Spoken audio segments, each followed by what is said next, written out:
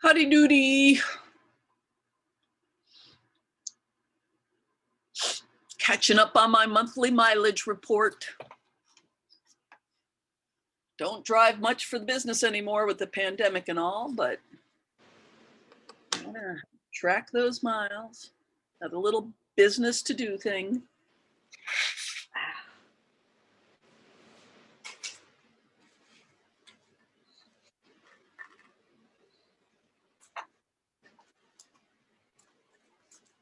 Good to see you guys.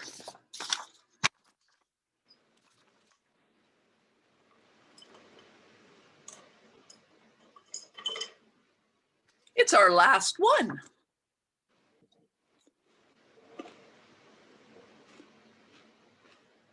You're muted, Andrea, in case you just said something that you wanted us to hear. Time flies.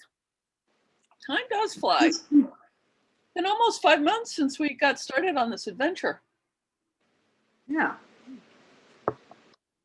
Often when people think about these kinds of trainings, they think, oh my God, 6 months, it's so long. And not that long. It goes pretty fast. Yeah.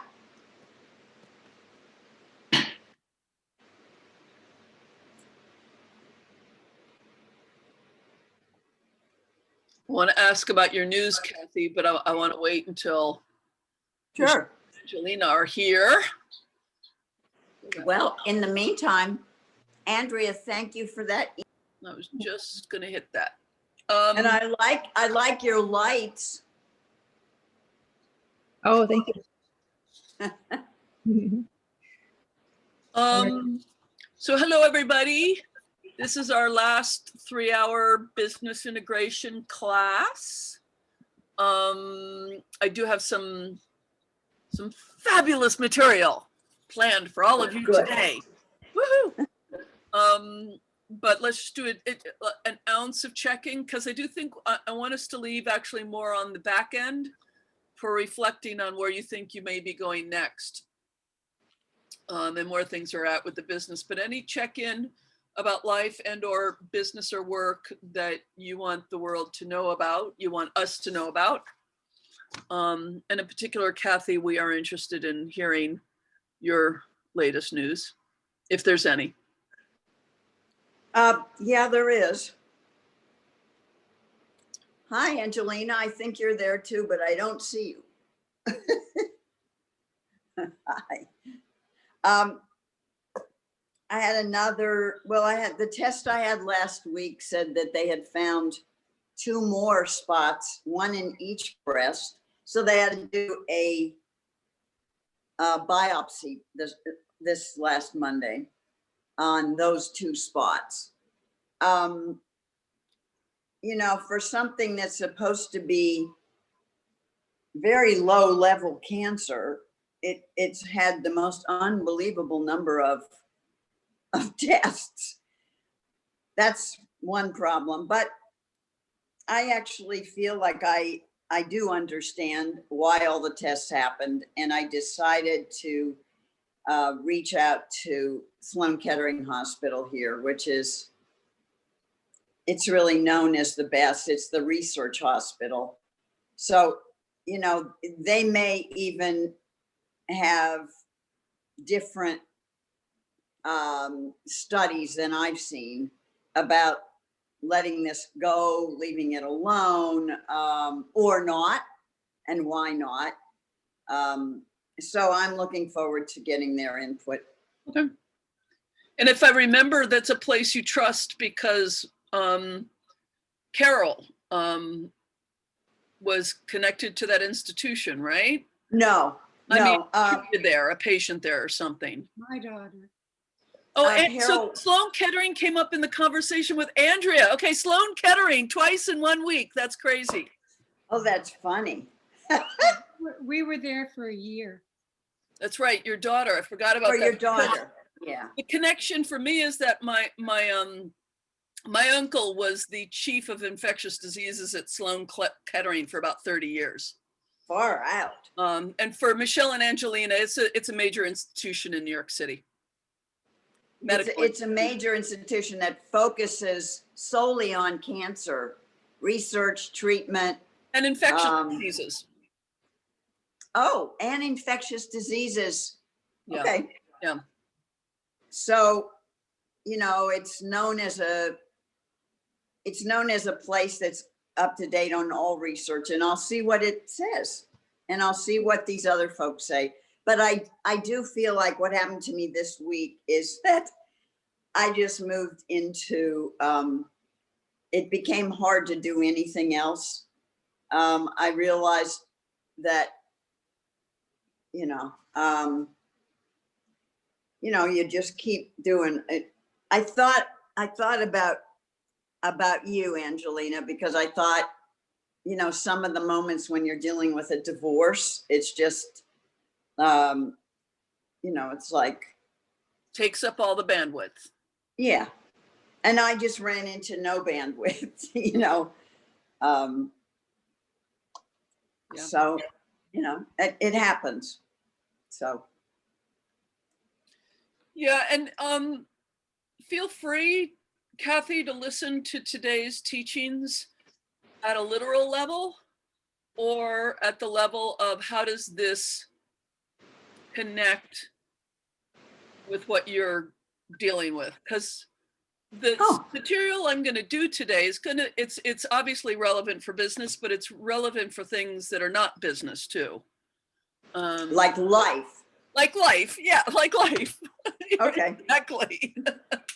Okay. So listen to it at whatever level is useful for you. Okay. Okay. Thank you. Other updates and shares. Excuse me.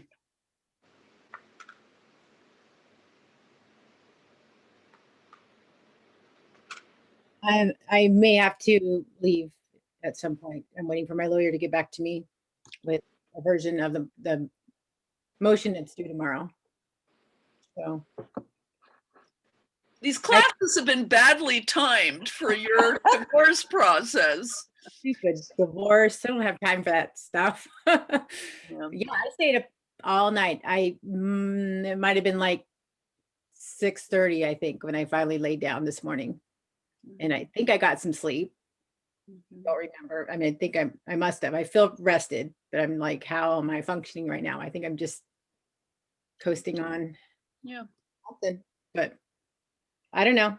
I'm still trying to be hopeful, this roller coaster of hope and not hope. It's a lot.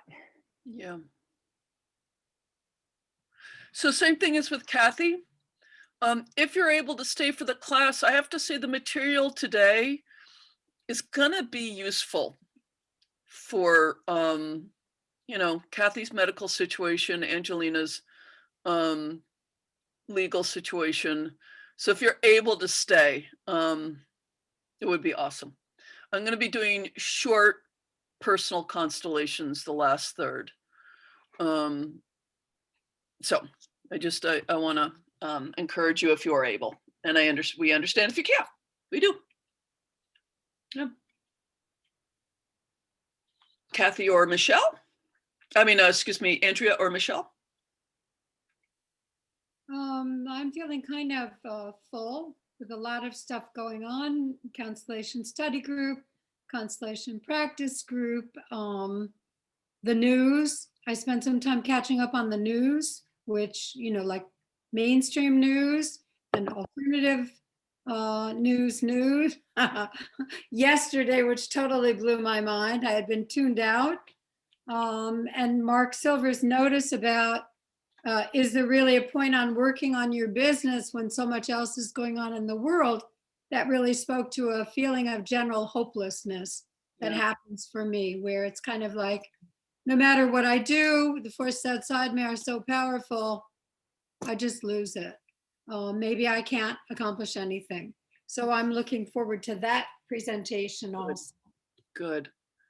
Did you all get Andrea's email about that event tomorrow? She sent it, what, an hour ago, 2 hours ago, something like that? This morning, yeah, I just found it this morning. Mark Silver is basically, he's someone I've referred you all to a number of times, Andrea's gotten finally involved with it, so that's great. I'm so glad about that.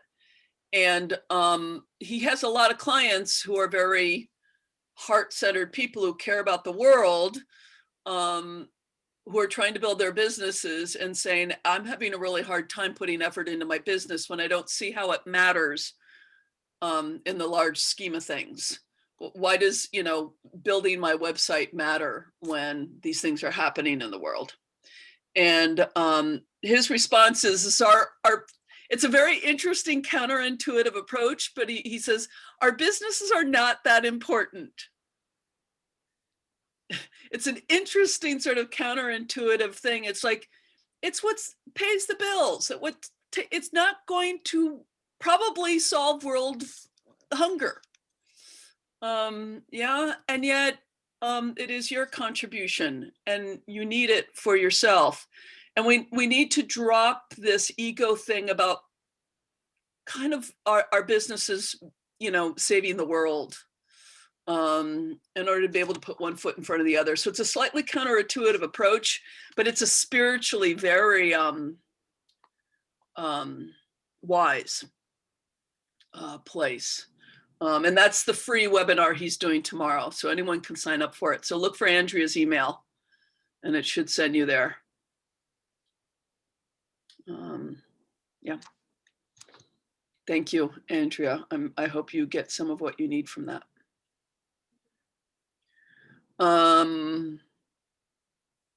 Because he's a big advocate, like the world spins and we still need to do the steps to build our businesses. It's really important. Michelle, how are you? Anything you want to throw in? No news from me. I'm still tuned out in terms of like world news. Andrea caught up. I just assume that somebody will tell me if something really, really important happens, and that's been working for me for probably over a decade now. But yeah, just staying more tuned in to my very, very local communities, as well as some more extended communities that I stay involved with, and that's me. Anything new about work or business you want to share? No. Okay. No. Okay. I'm just going to throw this in. This is sort of the perquisites of being in charge. Couple of emails to you yesterday. One about the intensive. So I just wanted to bring your attention to that when you have a chance to check those out. One of them is a little time sensitive. Okay. But it's not about this class. It's about the intensive. So thank you. I was going to have us do the heart of business meditation, but that's not feeling quite right. Kathy's going, whoa, wait, what, Kathy? I just wanted to do an advertisement. I'm doing the intensive and I hope you all are, because I want to see you. End of story. I actually think everyone here is represented. I think, oddly enough. You mean everyone is coming? I think everyone in this group is coming. Oh, Yes. okay. By no means the entire training is coming. But I think everyone in here is coming and maybe one or two others. Okay. So, yeah. So you don't even need my ad. It's all right. Thank you, Kath. I appreciate it, Kathy. I very much appreciate it. You can tell them, register again. I actually got a registration today from somebody who I'm pretty sure already registered and doesn't know she did. I'm going to have to refund her because I think she forgot that she actually registered already. Oh, well. Okay. So instead of a meditation on the heart of our business, what I want to do, I think this is me making it up in the moment. This is me sort of responding to the energy of the group. I want to do just a short little meditation just to ground us and bring us together. And then I'm going to move into the material for the day. And after that, so we've got two pieces of material. One is what I call the three problems, which is actually an approach to looking usefully at any problems in our life. And the second material is work, money, and ancestors. How do ancestors affect our experience of work and money generally, and business obviously in particular, but and then that will be a segue into doing some short constellations on how our ancestors may be connected to some work and or money issues we're wrestling with right now. Okay. But let's not skip the sort of centering bit, okay?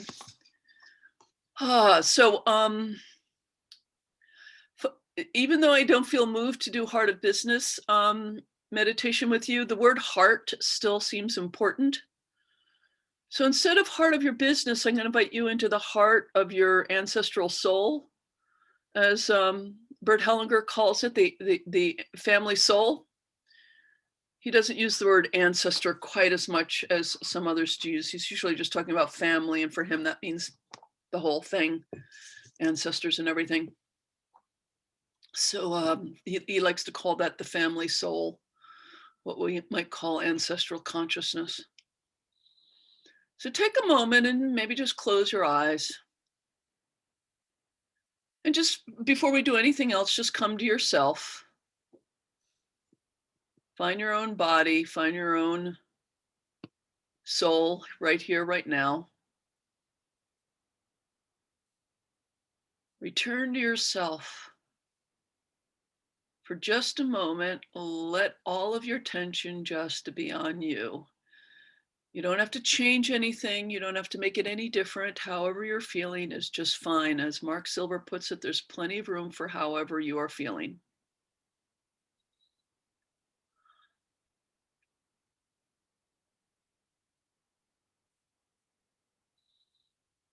Plenty of room for however you are feeling right now. And bring your attention to your heart.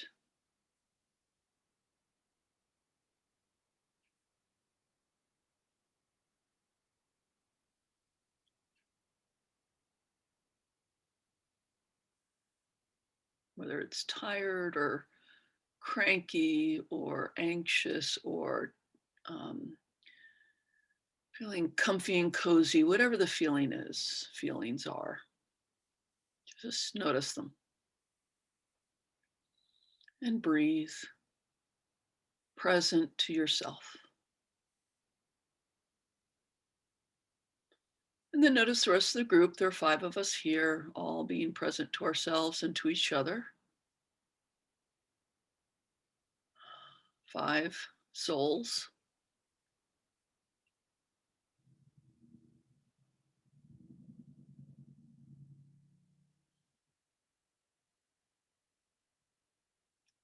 Then again, imagining yourself in a space perhaps, notice a representation for the heart of your family soul across from you, right over there.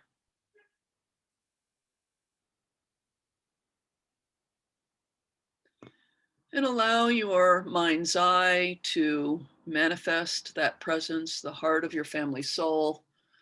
Notice what that looks like or feels like.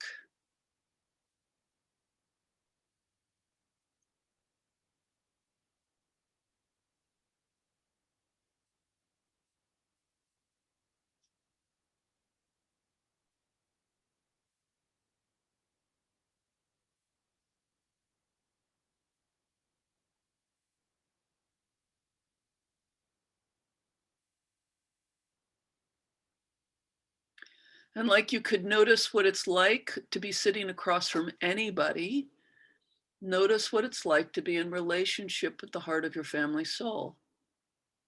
Is it distant, close, nervous, comfortable?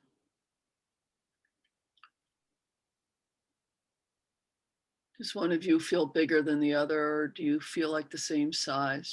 Just notice what this relationship is like as you stay in touch with your own heart.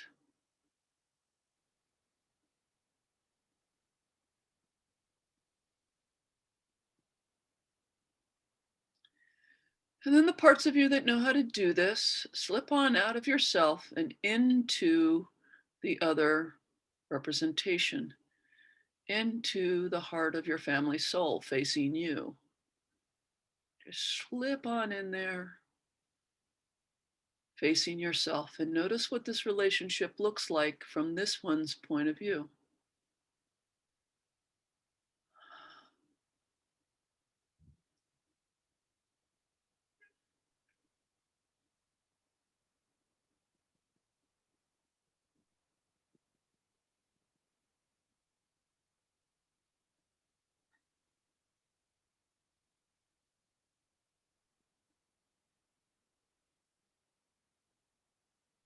And notice what the relationship feels like from here. Does it feel similarly to the way it felt for you, or is it a little different?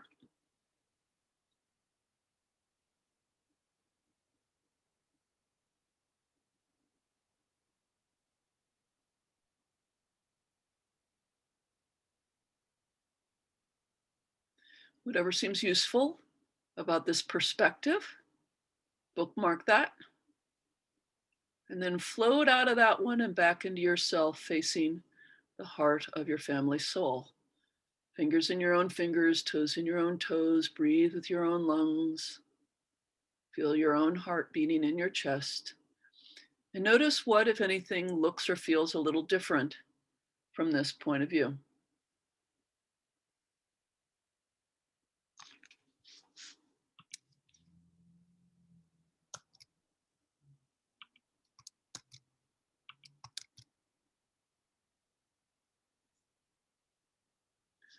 And then noticing anything that's been useful about this interaction, just note that.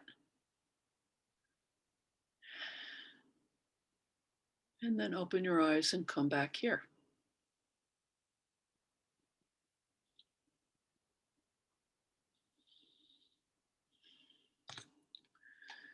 I want to model for all of you. I just made that up in the moment. Had no plan to do that. And I got some interesting things out of that that I did not expect. So that may have happened for you as well. And this is what it's like when you lead a workshop and you try something, and isn't that interesting? You know, it ends up being simpler or less simple or whatever. I don't want to spend too much time, but it does seem important to get a really short share from each of us. If you want to, you can pass about what you got from that. I'll just say very briefly, I noticed with the heart of my family soul's kind of having a hard time. So it was a little tricky for me, but I bookmarked it and I'm like, I'm gonna check in with that later. That's not what I expected to have happen. I seemed more well than my family soul did. That's interesting. Okay. So I don't know what that means yet, but I've got a bookmark for later inquiry. So just a short share from each of us, if you want to. This is what I opened my eyes to, and it just felt like a warm connection. Oh, good. Felt perfect. Made me happy. No. What is that fella? Is that a? Was my It's an octopus. My teenager painted it when we went to one of those paint your own things, you know. That's awesome. Cute. Yeah, and the fact that my son painted it, that's kind of makes it. That's lovely. And octopi are really cool. They're the most intelligent invertebrates. Yeah. They're alien intelligences. They're amazing. I just thought of the connection piece with all the arms. Yeah, that's great. Awesome. Thank you. And thank you for role modeling that. Another brief share about what that was like. My part of my family felt a little bit like misshapen, like almost there was a chunk missing. So interesting. And then I was seeing more of like just a heart space at first when I came back into and when I slipped into that space, felt kind of uncertain. So kind of similar to you, Leslie, things seem not completely well there. Yeah, which is like, wasn't expecting that. I might check that out later and see what's up with that. Yeah. Yeah, mine felt like it was leaning. Felt like the Leaning Tower of Pisa. Oh, yeah, Andrea or Kathy. Well, when I looked at my family soul, I did not see tremendous strife, but what I did see was pain. And when I sort of looked further into that pain, it felt like a lot of pain of loss. And then when I moved into that family soul and I looked back at me and others following me, I was kind of surprised to see that the family soul was actually looking at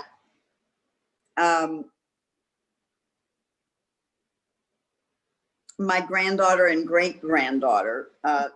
She just turned a year, and so I was on a Zoom thing with her, and she was playing peekaboo and squealing. It was just wonderful.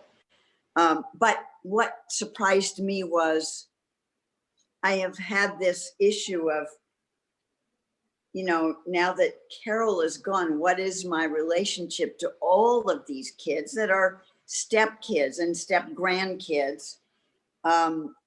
Yes, they're important to me, but still, like, well, in what way? And blah blah blah. But in the little vision I had, there they were. They were my ancestors. Were looking at them as part of my world, which was lovely.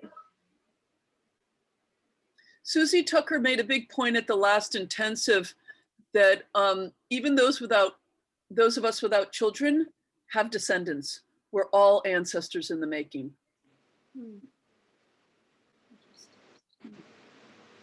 In different kinds of ways. Yeah. So thank you for that, Kathy. Andrea? So I went in a very dark place. My family's soul, what I saw was fun, lots of fun. There were lots of kids, there were lots of birthday parties, there were lots of neighbors, lots of children. It was always fun. And the emphasis was on having fun, on presence, on creative fun. Let's have a party, let's make the decorations. That was not life skills. And it was also not, let's solve the real problems in the house. Let's just cover them over. Let's have a party and forget everything. And then it's time for the next party. So when I looked at that having fun, it put me in the position of being an aggrieved, angry person looking at them all having fun. And I was the one saying, hey, wait a minute. There are real things we could be paying attention to. And then they looked back at me and I was like, well, that dour one over there, she doesn't even know how to have fun. And it's true. I'm kind of allergic to fun in a way. But that is my experience. And the family, as I grew up, kept adding like substitute additional children. So there are still people who write to me at all the holidays to tell me what a wonderful time they had being part of my family.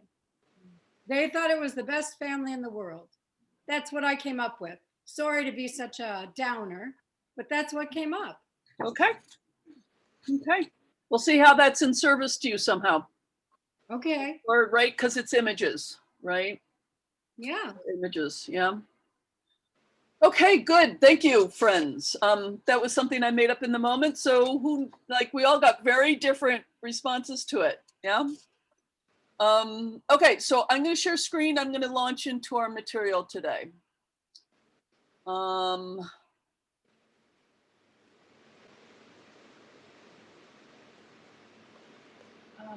trying to get this thing to.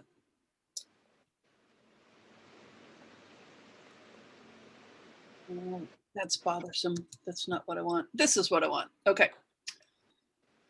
Oh boy, for Google slides to show properly on Zoom requires a whole lot of finagling. Okay, so just real brief, this is review.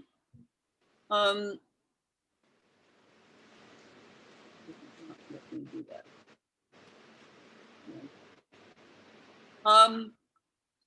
And could everyone go on mute who's, if you, for now, just there seems to be some slight background noise. Just to remember, if I can do it, anyone can. That is, this is learnable. The spirit of good enough for now. Watch out for perfectionism. Trying things in a spirit of learning, feedback, not failure.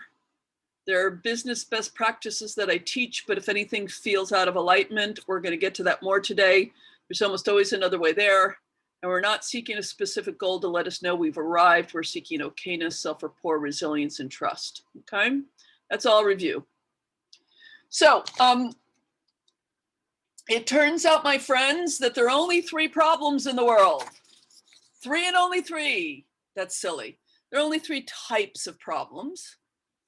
The way I see it, particularly when we're talking about business, but really in life.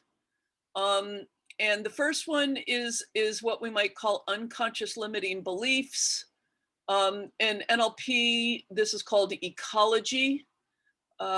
These are safety and belonging patterns, and in order to survive and belong. I'll get back to this in more detail. The second one is developmental and seasonal learning, issues of learning. And the final one is being out of alignment with your values. So all of the problems that you have belong in one or more of these buckets.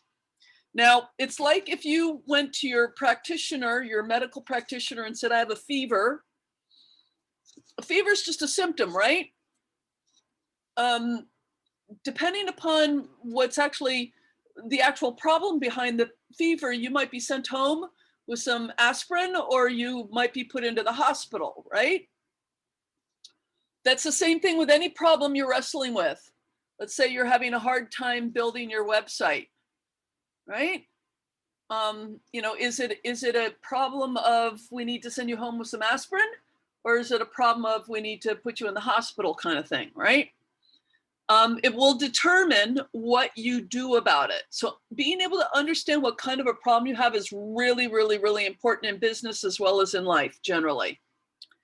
So I want to invite you right now is to think of a problem in your life, because this is the business integration program. Would like to invite you to focus in on, you know, work and money issues. It could be procrastinating on a website. It could be I'm afraid to ask for money. It could be, I'm afraid I will never have enough money. Who am I to try and help other people? That sort of imposter syndrome thing.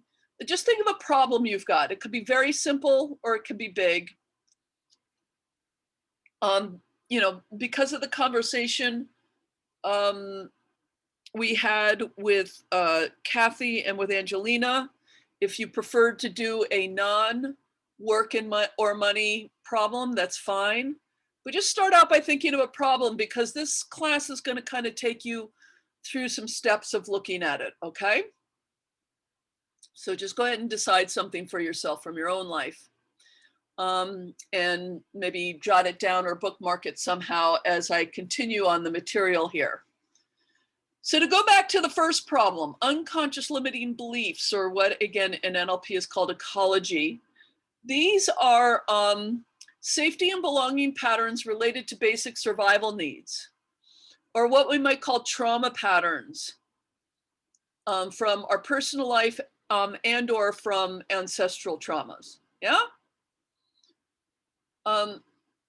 So these kinds of problems, how can we tell that a problem is this kind of a problem, right?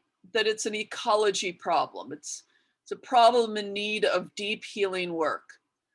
Well, there's 3 things that tend to be true of these kinds of life problems. They're consistent through your life. They're hard to change. You may have tried a bunch of times and they keep coming back. They might look different in different contexts, yeah? The problem might look different when you're 14 than when you're 44 because your life context is different, but the underlying pattern is the same, yeah? If you have one of those, it's probably an ecology problem. There's a lot of intense emotions surrounding it. So terror, heartbreak, despair. Whenever you deal with this pattern or this problem, intense emotion tends to arise. And when you try to apply force to change it, I will make this website. I will make it. I will make myself do it.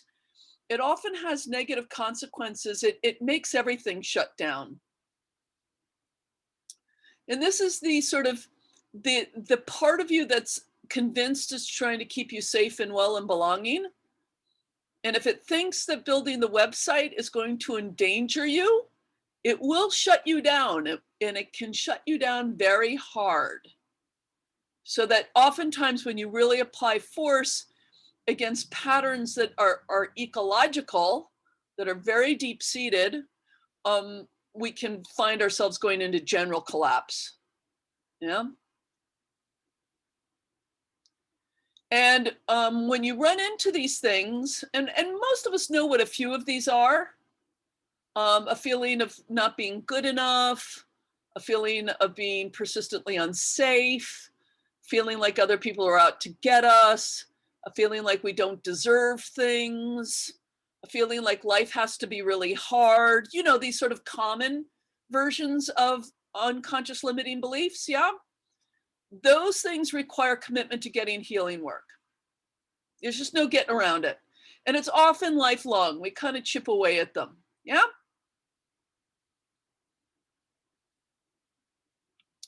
The next one, so that's the first bucket. The second bucket are these developmental and seasonal learning issues. So again, back to the website example, if it's a developmental and learning issue, maybe you just don't know how to build a website. Yeah? Maybe there's no ecology, there's no big healing issue at work. You just don't know how to build a website. These kinds of problems are often pathologized, and it's important to respect our need for learning, to normalize that business and other things in life will take us into areas that we don't know how to do, right? I discovered pantry moths in my house one time a few years ago. I didn't know what to do about them. I needed to learn, right? Right? Once we figure it out, it's just a learning issue. They are usually the simplest problem to address. We either get the learning or we get someone with skills to do it for us, which is a perfectly fine way to resolve these issues, to go, you know what? I don't know how to build a website, and I don't think it makes sense for me to spend time learning how, so I'm going to hire someone to do it for me, or I'm going to do a trade with a friend, yeah? Now, when this gets into the area of business, there is a fiction that's very common, which is that we should already know everything we need to know about business after we've learned our healing modality. So I see this over and over and over again. People graduate from their yoga teaching school, or their bodywork school, or their constellation school, or their NLP or hypnotherapy school. They've spent thousands of dollars learning how to do their healing modality. It never would have occurred to them that they should learn it without investing time and money in learning how to do it. But then they leap out into the world and they start trying to build a business, and they, for some reason, they think they should be able to do that without learning anything about business. And then people tend to get blocked there, not because of ecology, not because they're stupid, not because they don't have the right success mindset, but because they just don't know how. That's it. The reality, and this is something I've been saying over and over to you all, and Andrea is working with Heart of Business, we need to learn business as much as we need to learn our healing modality. It's not rocket science, it just needs to be learned. That's it.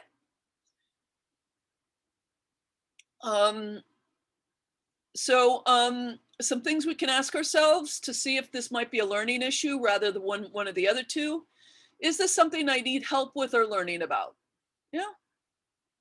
I just don't know how to do it. Is there something going on developmentally that is totally normal? Now I want to get into this, the developmental piece. There's some things that are just part of the process. To use an analogy, you don't blame a crawling child for not being able to walk yet. And there are developmental issues in business.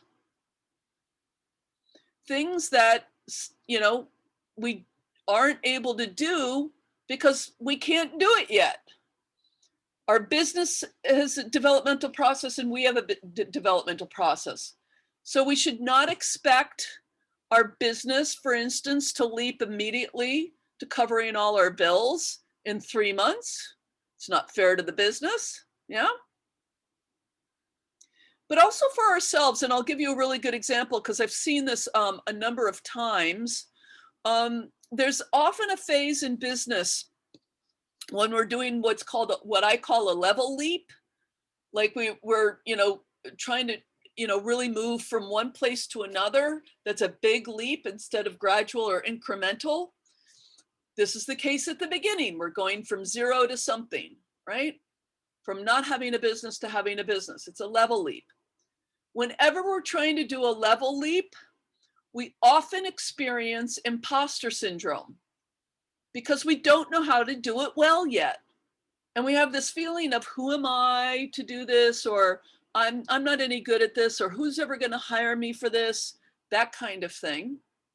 And we might think, oh, I have a really big problem here because I'm feeling like such an imposter. But it could be possible that it's a normal way to feel for this stage. And there's no making it going away. You just have to wait until you get enough experience to feel confident enough to not feel like an imposter. It does go away with exposure and time. It is okay to feel new and raw and inexperienced if that's the appropriate feeling for that moment of learning. Yeah. In fact, it's better to feel that way rather than to feel overinflated and overconfident when we're actually very new to something. That feels weird. Yeah. So that's just a developmental thing, and that belongs in here as well. So to deal with these problems, it requires a commitment to learning, continuous learning, and or getting skilled help and patience with our learning curves. Okay, so that's the second problem. The third problem, so if you have a problem, it could belong to this category, which is being out of alignment with your values. This involves an observation, which is that heart-based practitioners like us don't tolerate being out of alignment with ourselves very much. Our inner wisdom will shut us down if we get too out of alignment with ourselves, right? That's mostly a good thing. So I'll give you a very concrete example. Well-meaning business coaches can give you directions about how to do marketing, sort of hard sell marketing. And you try to do it and you fail and you think, what's wrong with me? What's wrong with my success mindset? Is this an ecology problem or is it a learning problem? But possibly it's neither of those. It's an alignment issue. That way of marketing is not in alignment with you. Yeah, or you're trying to, someone says, what you have to do now is videos on YouTube. And you try for a while to do that. And it doesn't go very well.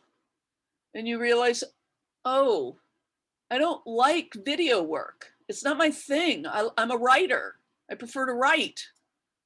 Or I prefer to draw or something else, yeah? What this requires is bringing our problems, our business problems and other problems to our personal discernment and guidance practices, whatever they may be. And this is where spiritual practices become really, really, really important. Whether that's in community or you have a prayer practice or a mindfulness practice, with Mark Silver, he will teach you some basic Sufi practices, remembrance, very powerful tool for doing discernment and guidance work. For answering the question, is this in alignment? Is this my calling? Is this who I am in a deep place? This requires getting to know and respect yourself, your preferences, and your values. And shifting gear, when it turns out that something you're trying to do is just not in alignment. No judgment, it might be in alignment for someone else, but it's not for me. Yeah. Now, I have one caveat here that's really important. It's the last bullet. We need to be able to tolerate a little getting out of alignment in order to be able to experiment and grow. If we're too scrupulous about this, as we heart-based people can be, right? I am not going to do that because it's out of alignment with me. Bum, bum, bum. And we get really kind of hard, it's too much in alignment with capitalism or too much, and we get very brittle. If we can't be a little soft-edged around this stuff, then we can't try new things and discover, oh, there's a way to do this that is in alignment. I have seen heart-based practitioners just absolutely stuck because they won't try anything that smacks at all of out of alignment. They need to stay there's such a commitment to staying righteous and right that they can't try anything, and it can be really paralyzing. So you have to be willing to get a little dirty, but not so dirty that, your heart won't let you get too dirty, right? If you're paying attention to yourself, because we do need to stay in alignment with ourselves. Okay, so those are the three problems. And the reason why I brought this up is in my part of the world, I don't know if it's true where you are, but in my part of the world, there's a way in which, in sort of the heart-based practitioner world, every problem you have is treated like an ecology problem, an unconscious limiting belief. So if you start having a problem, it's like, what's wrong with your unconscious limiting belief? Do you not really want success deep down? Do you think that success might be dangerous for you, or that kind of thing? What are your deeper trauma patterns around this? And that's useful, and it's often the case. But I often find that people have a way of pathologizing their problems when actually they just need a little skilled help. Or they're trying to make themselves do something that's just not in alignment with themselves. And particularly around in business growth environments, the 6 figures in 6 months thing. If you haven't fixed all of your abundance thinking and then there's something around what's wrong with you. It gets very pathologizing. And that's why, I started to I need to help people think through this a little bit, because some things do need healing work. Some things need learning or patience to get through the cycle. And some things need some spiritual work to find out if we're in alignment or not. Yeah. Now, some problems can be in more than one bucket. Like, you can imagine not working on the website could be you need to learn something. You could be trying to create a website that is out of alignment, and you could have some healing issues around procrastination, right? All three could be relevant to the problem. Yeah. So it can be in practice messy. But very frequently when I'm coaching someone around a business problem and they've been hitting their head against it, in 5 minutes, I can just give them a little coaching direction and they're out of it because it turned out it was just a learning issue, right? And they were under the impression it was some deep-seated healing issue, and it wasn't. And this is useful for everything in life, right? For those of you who brought more life issues to bear here, things with your lawyer, Angelina, and dealing with the legal world and the divorce, Kathy, issues with looking at your health.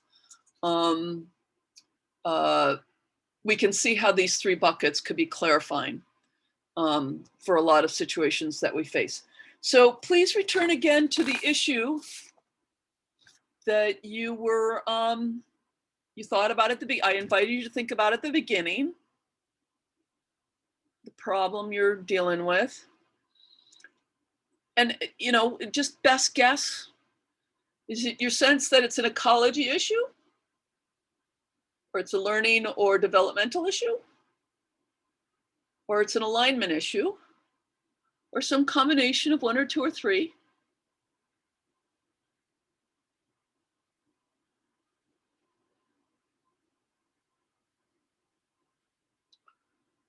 And very, very briefly, I want people to share in like a sentence or so the problem they've got, they chose to look at, in which buckets they think it belongs in, and why.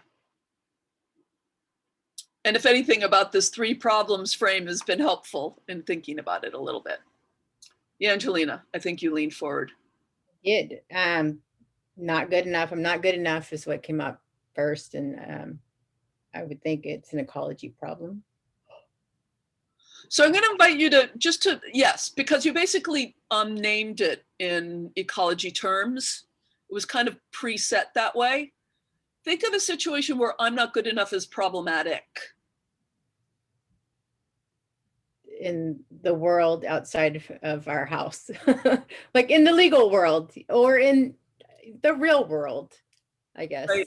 So I'm going to invite you to just narrow down a little bit, like my interactions with my lawyer are really hard, right? So when I'm talking about problem, that I'm not good enough is already like an analysis of a problem. You don't even notice it because we're so preset to think this way, but it's an interpretation of a real life problem. Oh, I'm having this problem because I think I'm not good enough, right? So when I talk about a problem, I'm going to invite you all to like something that we could videotape and watch. Oh, there's a problem going on. I can't videotape and watch you feeling not good about yourself. It's all internal. So of all the situations, what's one for us to look at? Interactions with your lawyer, or what would you like to choose? Having a hard time distilling it down because it just feels like it's a problem with our culture. Like, well, if it's a problem with our culture, then it is not an ecological issue, is it? yeah, you're right. It's not a problem with you at all. You're right. Right? And for the purposes of this work, I'm going to invite you to find something where we could videotape the problem happening. All right, let me think So about that. you want to think about it for a second? Okay. Michelle. Yeah. I am naming the problem as just a refusal unless like absolutely necessary to look at money. Like I just don't look at money unless it's just down to the, okay, I have to pay this thing right now. Okay. Yeah. The next section is going to be very helpful for you. So what buckets do you think that might belong to? And that's something, I mean, we could videotape you like getting a bill in the mail and not opening it, right? I mean, we could actually watch you do that. Unless I can tell it's like a Christmas card or something from somebody that I know. Ew, paper in the mail.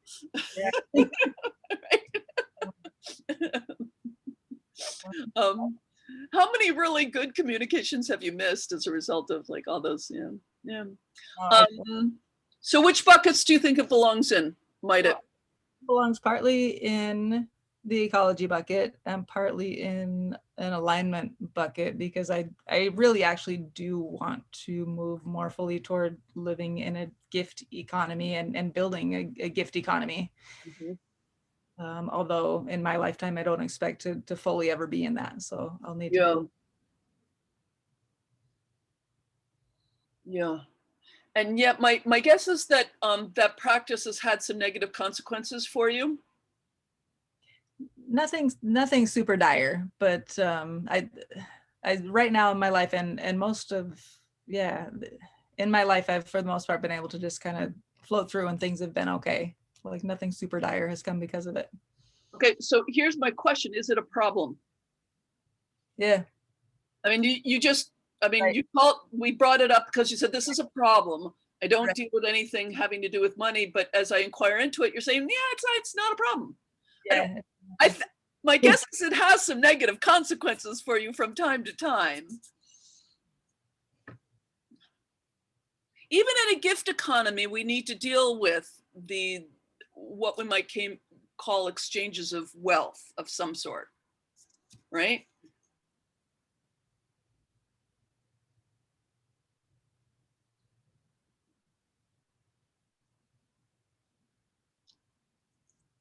This is interesting. I think we just defined away a problem for you. Uh-huh. Okay. And in a sense, you did fix this by clarifying your values. Mhm. I mean, right in real life, right in front of us. Like, this is a problem. I reconnected with my values. Oh, I don't think that's a problem. Right. Now, in a few days, you might have a different point of view on that. I mean, this is a very brief interaction, Mhm. right? But that happens. We can be something like, why don't I don't know, create that marketing blitz that my coach told me to do. Like, it's a problem. And then you get to the place where you go, you know what? I don't like that marketing blitz. And all of a sudden, that's not, the fact that I haven't been doing it is not a problem, right? That's the best version of almost a pure alignment problem. Now, it was a problem that I was in pain about, not doing the marketing blitz for a while, because that takes up energy to be upset about not doing it. So you may have to end up choosing a new problem for the next section if we just defined it away. Andrea, yeah, I saw your hand go up. You're I think muted. you're mute.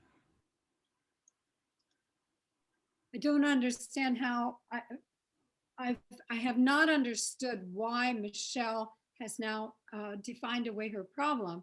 If her problem was the refusal to look at money altogether, and she discovered that it has to do with her value alignment toward gift economy, it's still a problem because the mail comes every day and we don't live in that kind of world. She even said it might never happen in her lifetime.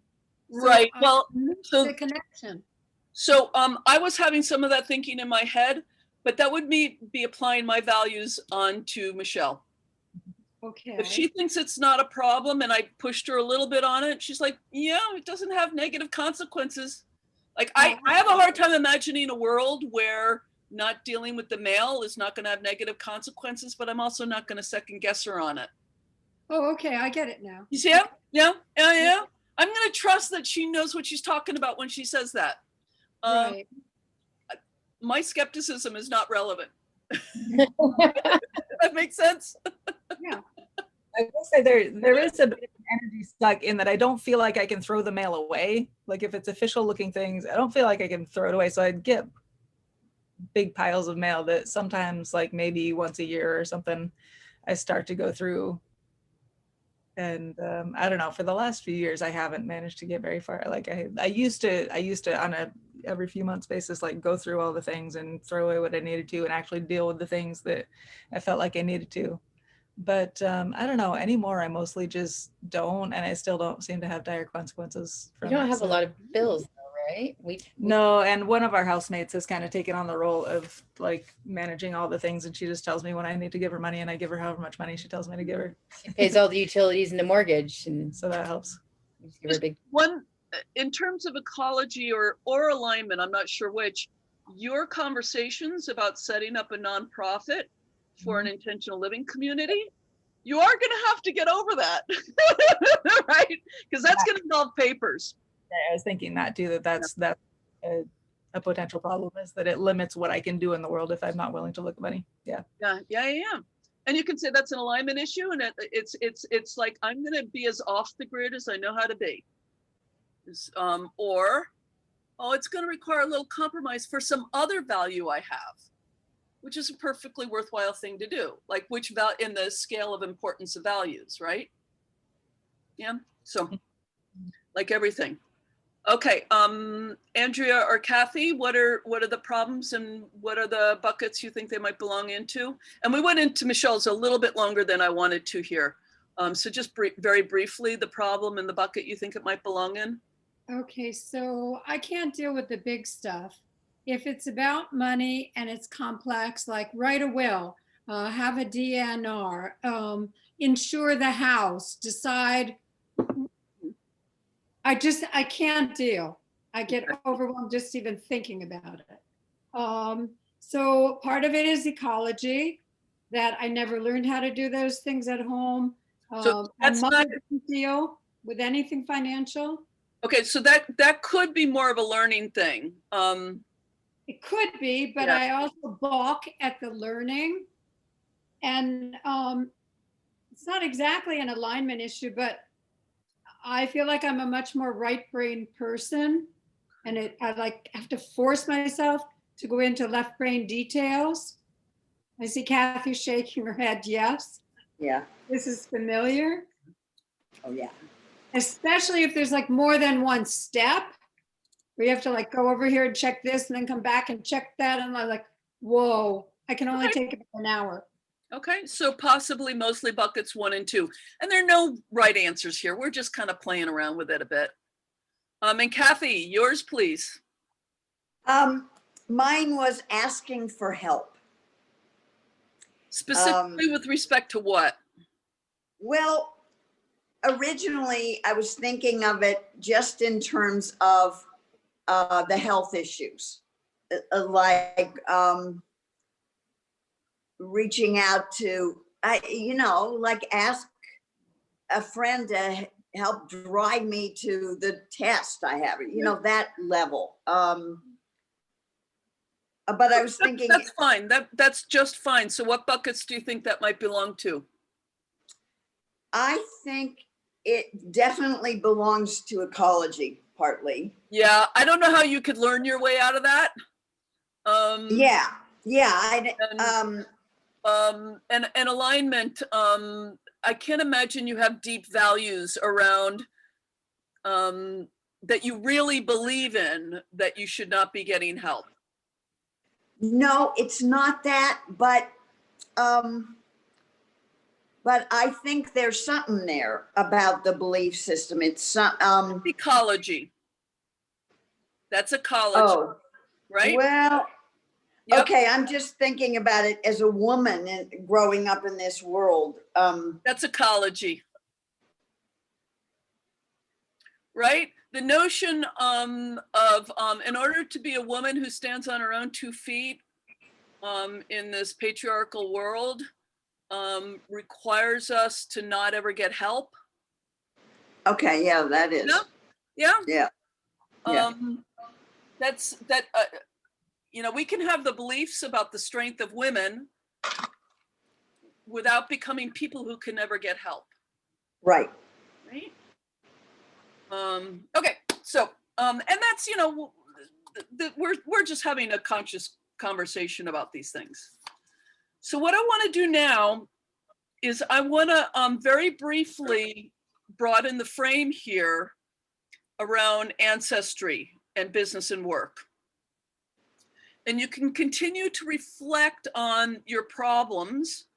And Angelina, if you found a context a little bit more specific, where not feeling like you're good enough feels like it's at play, just bring that to this continuing exploration. I'm going to try and do this really, really, really fast. And then we'll take a quick 5-minute break and then we'll do constellations. Okay.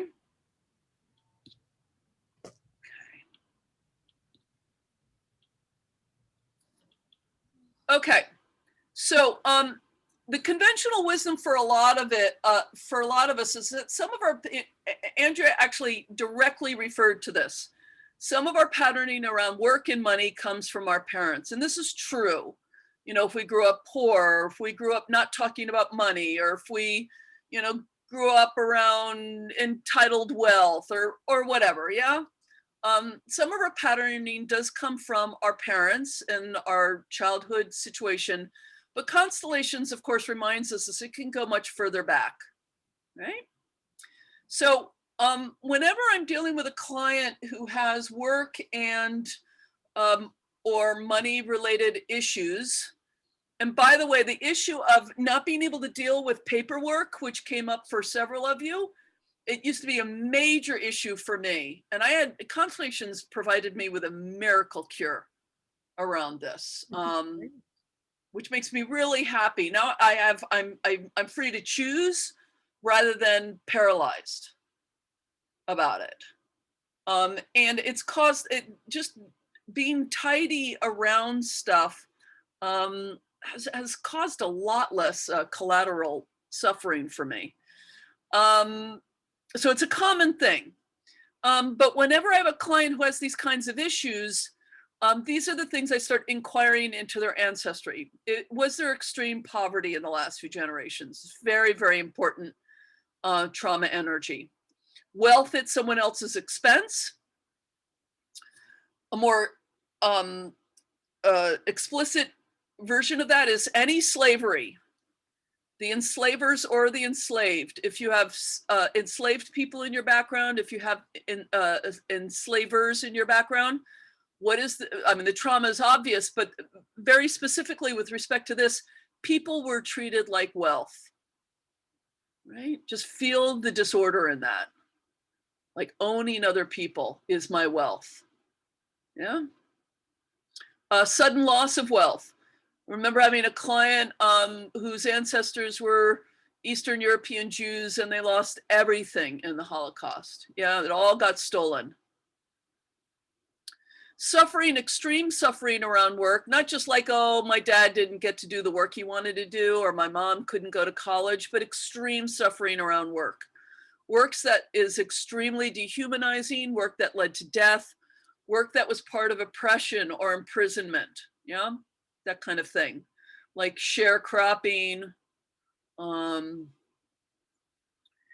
kind of work people do when they're in a chain gang, that kind of thing. And then historical events like the Depression, or loss of wealth as a result of becoming a sudden refugee, surviving in a destroyed country after a war, the bombed out environment, that sort of thing.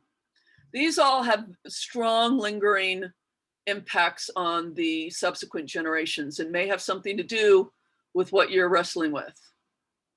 Okay. So some issues in business that can be connected to the ancestors, what we've been talking about, persistent low income, difficulty getting clarity, feeling icky about receiving money, feeling icky about selling, doing enough right in business, but still not thriving, et cetera, et cetera, et cetera. Things like this are often related to ancestral trauma. And then two things I specifically wanted to refer to because we haven't really dealt with this in the constellations we've seen yet in the group. But I work in this space a lot with people, particularly people who have a hard time getting money or wealth or having enough. There are two candidates for reasons why that might be so.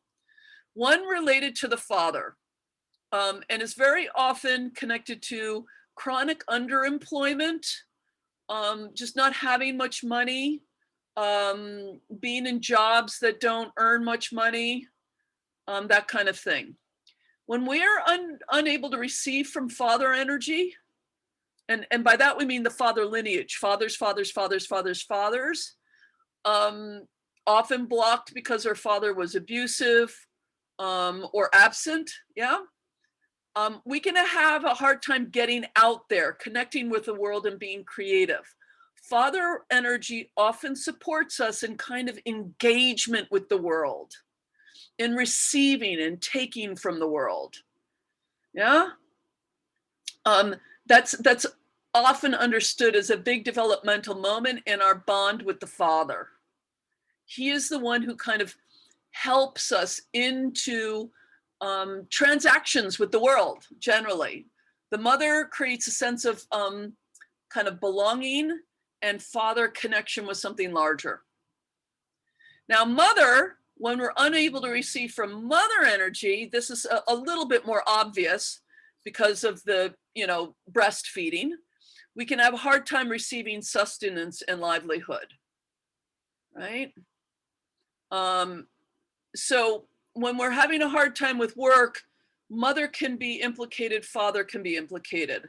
And very often what I'm doing is constellations on mother connection or father connection or both, or one after the other, because we try to chunk it down and not do everything at once, right?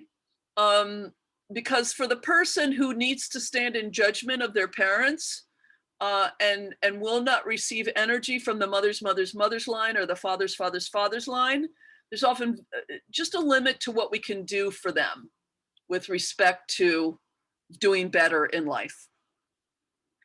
There's kind of a cap, right?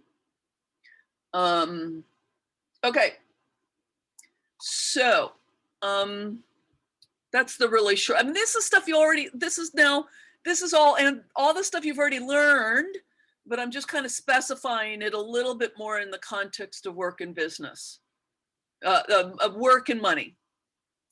Okay.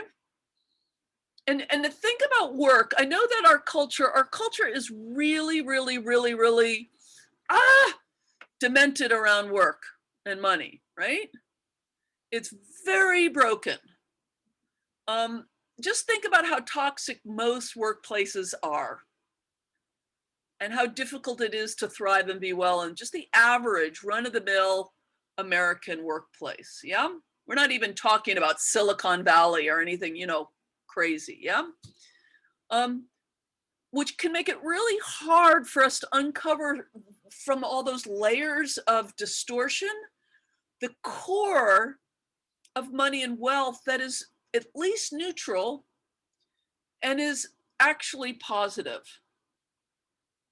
The bee does work, right? The plant does work. Work is just creation. It's building. It's putting things together that weren't there before. Yeah. Work is part of our native self, and part of our soul wishes to work, wishes to create and build and make something.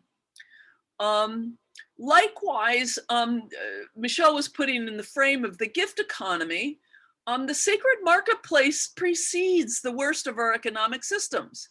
Hey, I have a little extra hay and you've got a little extra honey. Let's do a swap, right? And if I don't need honey and you don't need hay, right? We go into the marketplace where there can be kind of a complex series of exchanges that makes an economy possible, right? The sacred marketplace, the sacred economy. There's nothing fundamentally wrong with this, yeah? It's just to the place it's become filled with systems of domination and extractive economies and exploitative economies that it goes so off the rails. I have a lot of clients who can't perceive this natural human version of work and money anymore. It all feels ugly and awful and bad. Yeah. So we want to recover some sense of, like animals in exchanges, like ecosystems, that wonderful, there's a wonderful video out there where they brought the wolves back into Yellowstone Park. Mostly out of sentimental reasons. We'd like to have wolves back. It would be nice to have wolves back. We like wolves, very anthropomorphizing of the wolves. And then they found out over a few generations of the wolves that it addressed all kinds of ecosystem imbalances, that it made for a healthier ecosystem overall to have the top level carnivores back, right? So it wasn't sentimental at all. And it wasn't, oh, those nice fluffy wolves. Isn't it nice to have the wolves back? It was part of the logic of the system. This is what our souls are longing for. And the nice thing, as Mark Silver puts it, our economy, our capitalist economy needs ethical businesses. It needs all of us, whether we do it very, low impact, mostly gift economy, simple footprint, or more complex sort of structures and businesses, whatever is in alignment with your values, right? That we get back to the values issue. Whatever version of this that you do, our economy needs ethical businesses. It really needs people who are committed as much as possible to that. And so to give yourself a place to thrive and be well, in a non-exploitative kind of way, in that sort of circle of the marketplace, it's a good thing in our own little tiny way, not in the sense of saving the whole world, but in our place. So what I want to do is I want to have enough time for some constellations. Any feedback or comments or thoughts based on that? And then we're going to have our 5-minute pee break. I'm gonna have to go. I You gotta, got your, I gotta you read got your text? 2 hours to read it. Maybe I'll be done before that and come back, but I'm Okay, gonna- sorry, Angelina. Oh, timing. consolation, but I can't risk not getting it done. No, priorities, we do understand. We'll see what we can do to address that. Good luck. Thank you. Hopefully I'll be back. We'll be sending you good vibes. Thank you. I really appreciate it.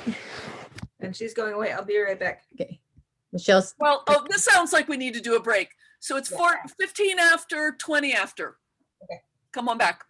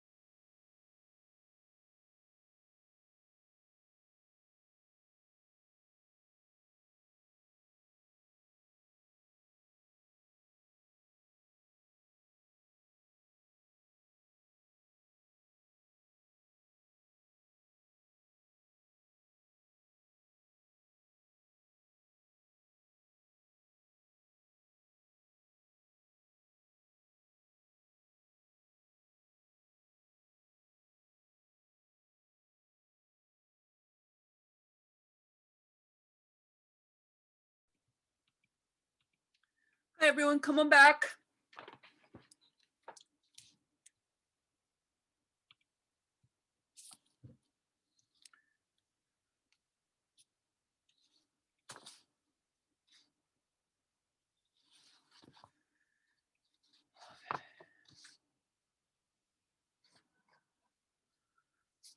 Okay, so before we leap into constellations, any comments or thoughts on the material I just went through?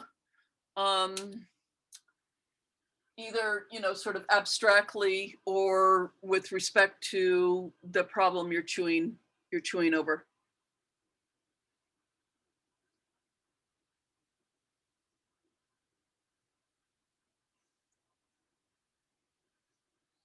Like, are you beginning to think about ways in which your problem might be like, oh, my family's experience of the Depression, or their poverty, or their loss of wealth, or being refugees? I mean, just starting to have some of those thoughts. Yeah, Andrea. Yes. I realized immediately that both of my parents grew up in the Depression, so they experienced it strongly. But I had forgotten that my father's parents, both sides of the family, lost everything when they became refugees. Yeah. So, yeah. Yeah, yeah. Those are very strong loyalty vibrations. It's often some version of how can I be well and have enough when they could not? Or how can I have more than they had? Is often the unconscious loyalty structure. Yeah. Other thoughts or comments about this? Yeah, Michelle. Yeah, just thinking about the fact that my father grew up in a very wealthy household in North Hollywood, California, but by the time he was 16, he was an orphan and out on the street, homeless on his own. What led to that set? I mean, I understand they died. Yes. Right. Right. Your father's parents died suddenly? Well, his mama died when he was 9 of, I think, tuberculosis, and his dad was much older than his mom and died when he was a teenager.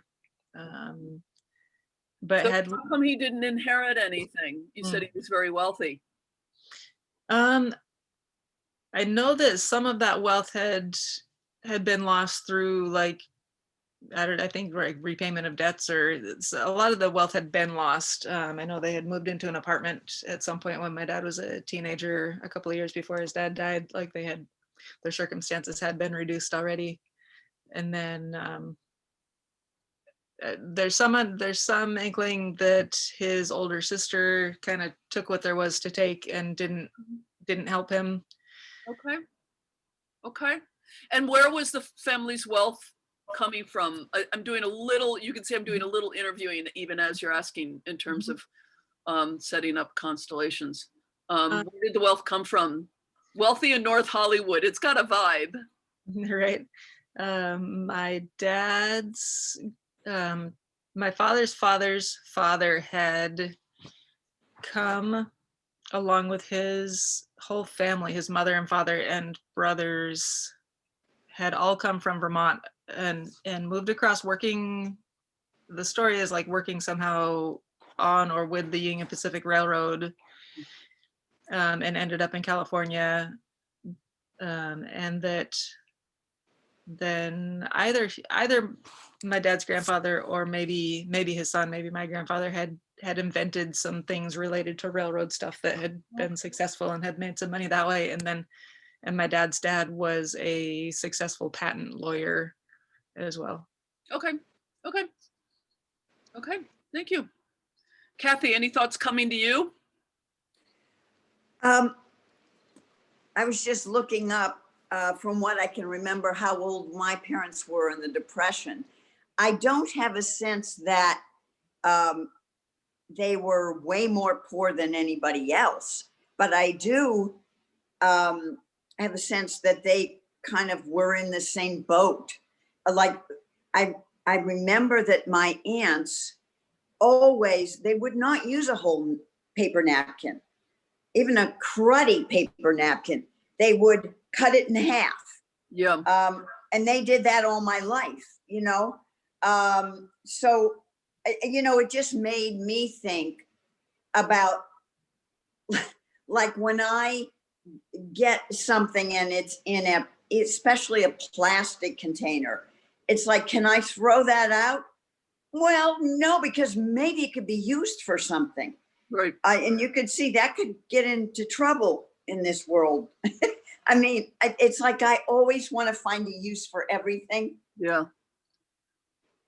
which is nice up to a point, you know, but Yeah. So I'm going to invite you to keep thinking a little bit. I mean, there are plenty of people who had, you know, yeah, everybody was going through it, and that was part of the field of the Depression. yeah. Like it wasn't a personal loss, it was a societal wide near collapse. On the other hand, at a personal level, some people did lose like everything. So just keep chewing on whether that feels, when you mention the Depression, I don't get a strong like ding, ding, ding. So just keep thinking about your ancestry and seeing, you know, in these categories, what kind of shows up. Another possible entanglement for you and for your father, Kathy, could be again encountering the victims of the Holocaust. That's a very strong resonance of walking through the shock of walking through those concentration camps. Like, how dare I wish for good things in the presence of this sort of experience? So just think about different versions of this in your ancestry.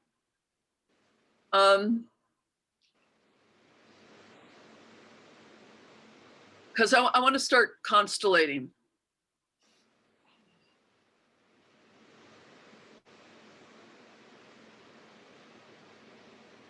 Give me 1 second.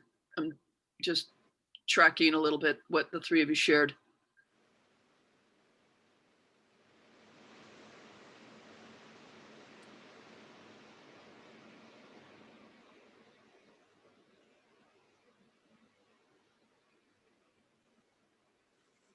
Because then I'm doing the thing I've told you guys before about, so you guys have shared problems, and I'm looking for where it resonates with the ancestral story you told, right? Right. So for instance, Andrea, when you talk about resistance to, you know, dealing with certain kinds of stuff, it's less connected to the sudden impoverishment, money in particular, and it feels more connected to dealing with sudden disaster.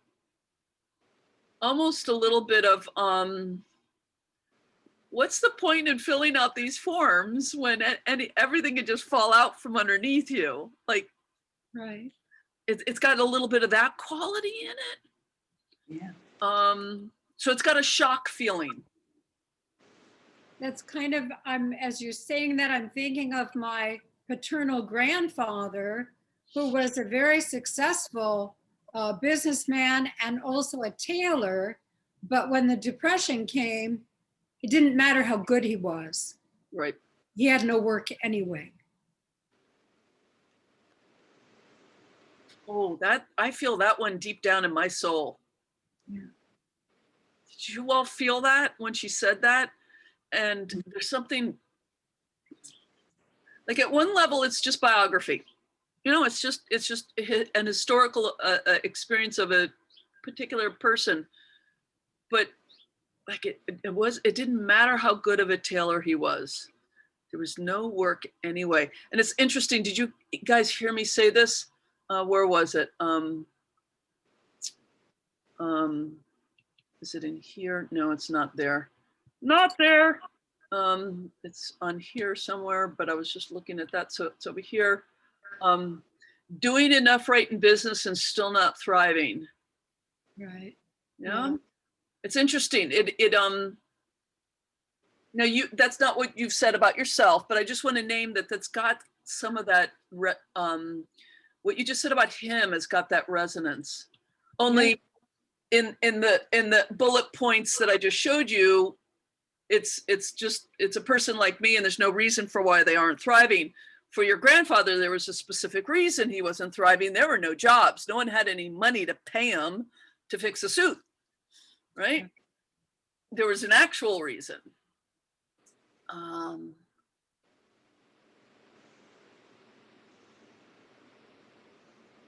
Okay, let's do that. Andrea, could you ask someone to represent your father's father?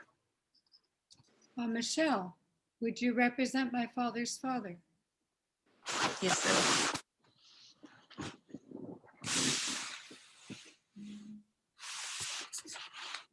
I'm in a different room than I'm usually in. This is fine. Okay. Yeah, this is good. And I don't know why, but I love that T-shirt. It's just a trowel. It's great. It's just great. It was my work uniform from summer before last when I worked on a gardening crew.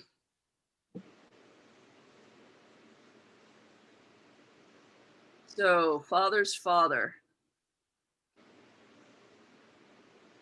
And you might notice your granddaughter is over there. Granddaughter, you might notice your grandfather, who was a tailor. Look at the clothes behind Michelle. Maybe a good tailor, maybe a tailor with some pride in his work, but it didn't matter in terms of paying the bills.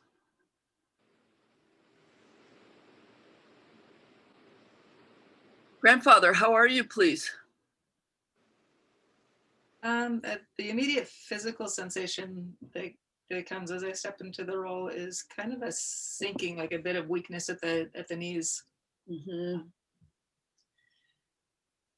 And as I look at Andrea and recognize her as my granddaughter, the first thing that comes to me is concern for her. I feel a bit concerned for her, and I don't know specifically why or what that's about, but that's my first impression.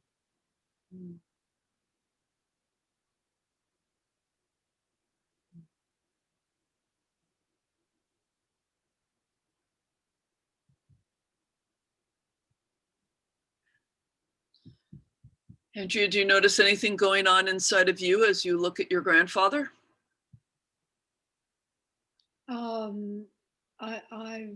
I feel concerned too, and I'm glad that he feels concerned. I wish you could help me. You're concerned, Andrea. Did you mean you're also concerned for yourself, or you're also concerned for him? No, I'm concerned for myself. Got it. Okay. When you say concerned for yourself, what's that feeling? Like controlled panic, fear. Yeah, okay. Okay, thank you.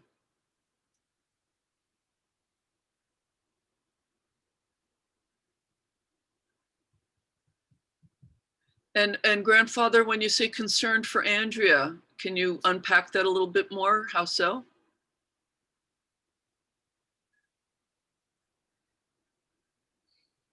I think just that I want her to be well, and I don't know, behind that there is some sort of lingering doubt about that. Is the doubt that she might not be well, or that she cannot be well? If you hear the distinction between those two. I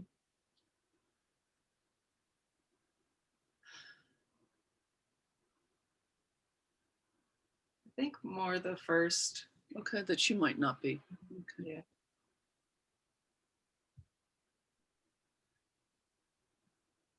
Can you do me a favor, grandfather? Just take a moment and turn around and look at Michelle's clothes, or whoever's clothes there are back there. I don't know whose they are. And maybe even touch them a little bit, like put your hands across the, yeah, just feel fabric. And Andrea, watch your grandfather doing this.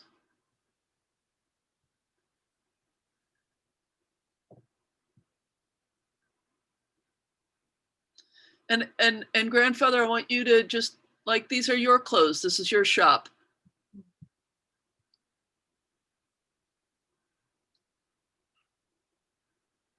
What happens when you play with clothes?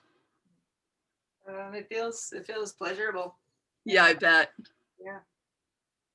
Say more about, for those of us who don't know the pleasure of being a teller, what's pleasurable about that? I mean, I like feeling the cloth, but I also am drawn to certain patterns in certain of the articles more than others, and yeah, I'm just interested in seeing the design work in the patterning of the cloth. I say I'm a tailor. I'm a tailor. And for all of us non-tailors, who knew that could sound like so awesome? Like right now, it sounds just amazing. Yeah. Andrea, how is it to see your grandfather's pride in this and pleasure in this? It's breaking my heart. I feel very sad. He was good at everything that he did. Everything that he touched, he did well. He was respected in his community. He built several businesses, gave one away. He So can you say, grandfather, you were a tailor? Grandfather, you were a tailor. And but- more. And more. And so much more. Yeah. And I honor that in you. And I honor that in you.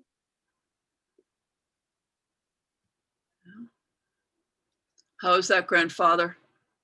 It feels good to receive that acknowledgement, and yeah, I feel pride about that. Can you say, I did the best with my times? I did the best I could with my times. We don't choose our times, We don't choose our times, but with the times I had, I did my best. but with the times I had, I did my best.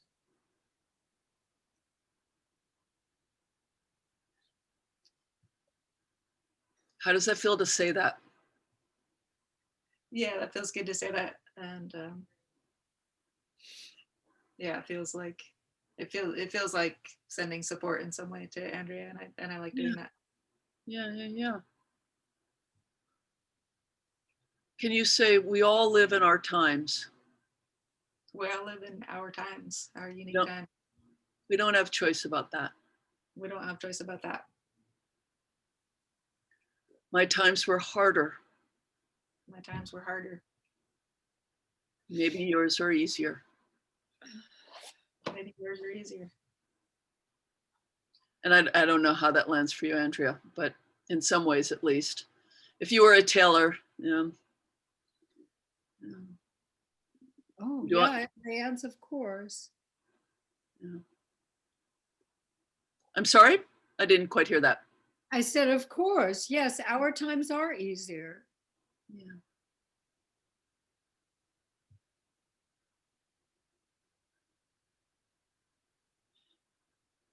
And Andrea, I'm going to ask you to keep looking at your grandfather. I know you want to jot things down, but I also want you to stay connected to this energy of your grandfather. Grandfather, can you say, it is okay with me if you have it easier times than me?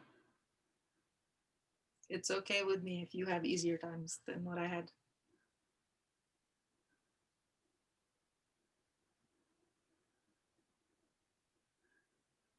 Granddaughter, Granddaughter,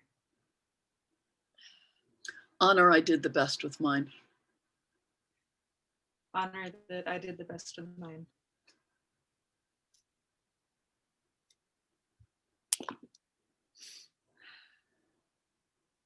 And leave it with me. And leave it with me.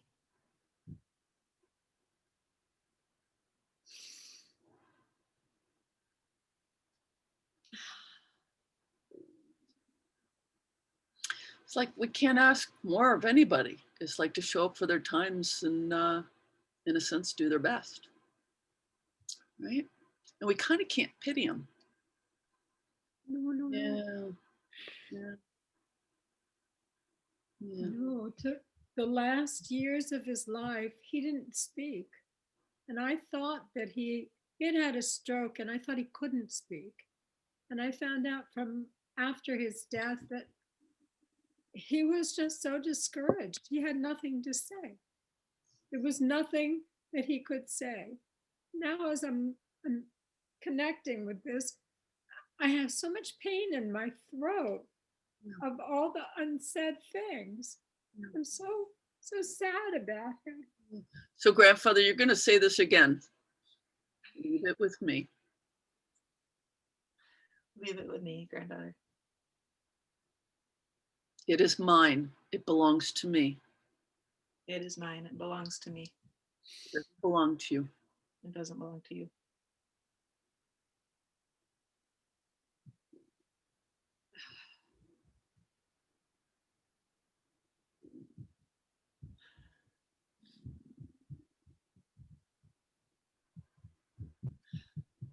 You have my blessing to do the best with the times that you have.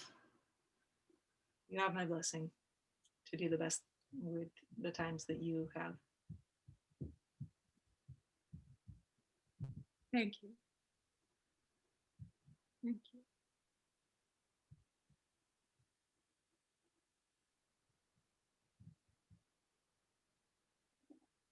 How does it feel, Andrea? I'm still upset, but there's a correctness to this.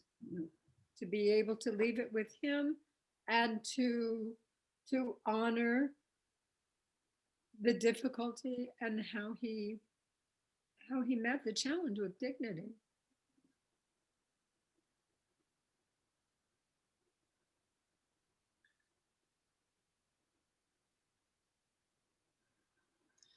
Grandfather, can you this can take a little bit of imagination, but just notice to your left and to your right, your many peers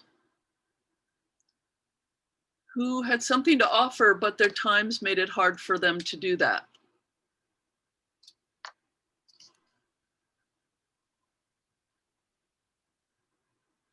Just notice you're not alone.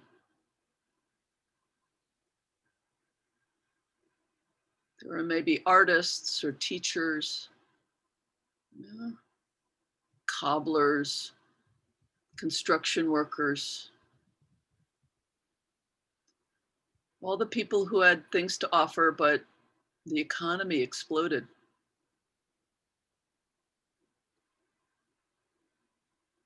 It's a whole generation. And not just limited to the United States. It's a worldwide event.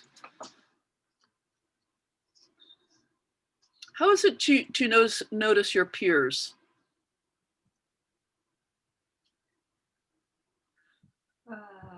I feel a lot of compassion for them.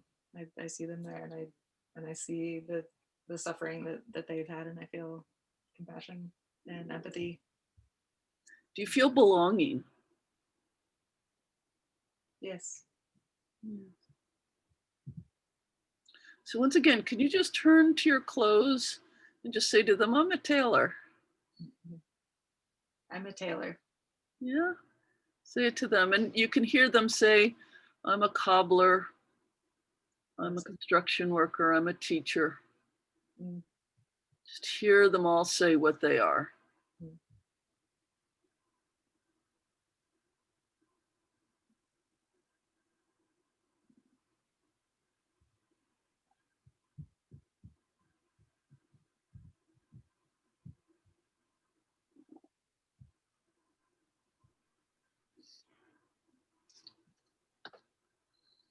And then notice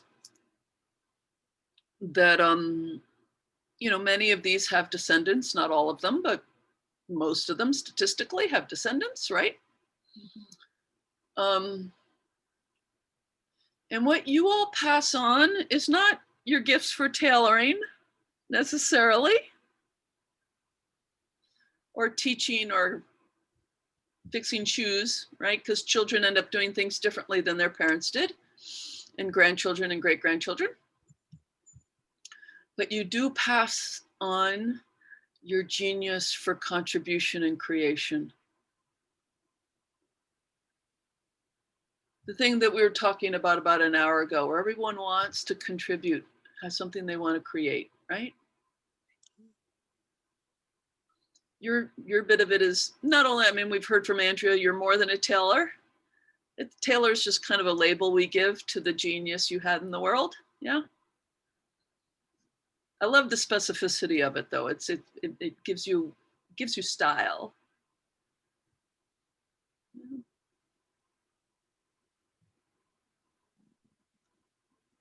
Yeah. Stuff. And just notice, bequeath to your granddaughter, as all the others are bequeathing to their grandchildren. Granddaughter, you may have my genius. Granddaughter, you may have my genius In your style. in your style. How is that to say, grandfather? That's good. How is your concern going? Yeah, and I'm not really feeling that so much at this point. I don't know that it's completely gone, but it's much less. Yeah. Can you say, granddaughter, I cannot protect you from your times, Granddaughter, I cannot protect you from your times, but I can give you my blessing. but I can give you my blessing. Andrea, how are you doing? I'm a little calmer. Yeah. Yeah. I accept the gift of genius. Thank you.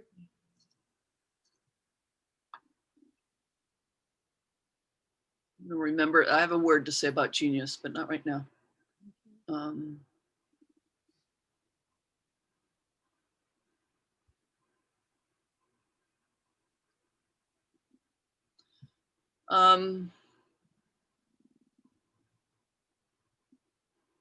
I can't remember, it got kind of jumbled up in everybody's shares, Andrea, but you said that specifically your problem was around what, filling out forms or what, how did you put it I earlier? can't deal with the big stuff. The big stuff, right. Oh boy, I'm wanting to reframe that.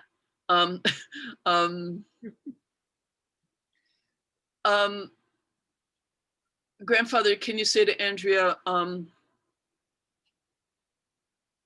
you have my blessing in dealing with the stuff that is proper for you. You have my blessing in dealing with the stuff that is proper for you. Of whatever size. Of whatever size. Is that okay to say, grandfather? Yes. Yeah, and that as I say that, I feel confidence in Andrea. Once we've pre-labeled it big stuff, you're already kind of screwed. I don't want to deal with big stuff either. I don't think any of us do. Right. Okay. So a little bit of a reframe might help your nervous system a little bit. Okay. And it might mean some of the stuff you don't want to do, like Michelle was discovering earlier, right? But if there's stuff in that pile of stuff previously labeled big stuff that you do want to do because it's important, yeah, we will relabel it, grandfather, as the stuff that you want to do of whatever size.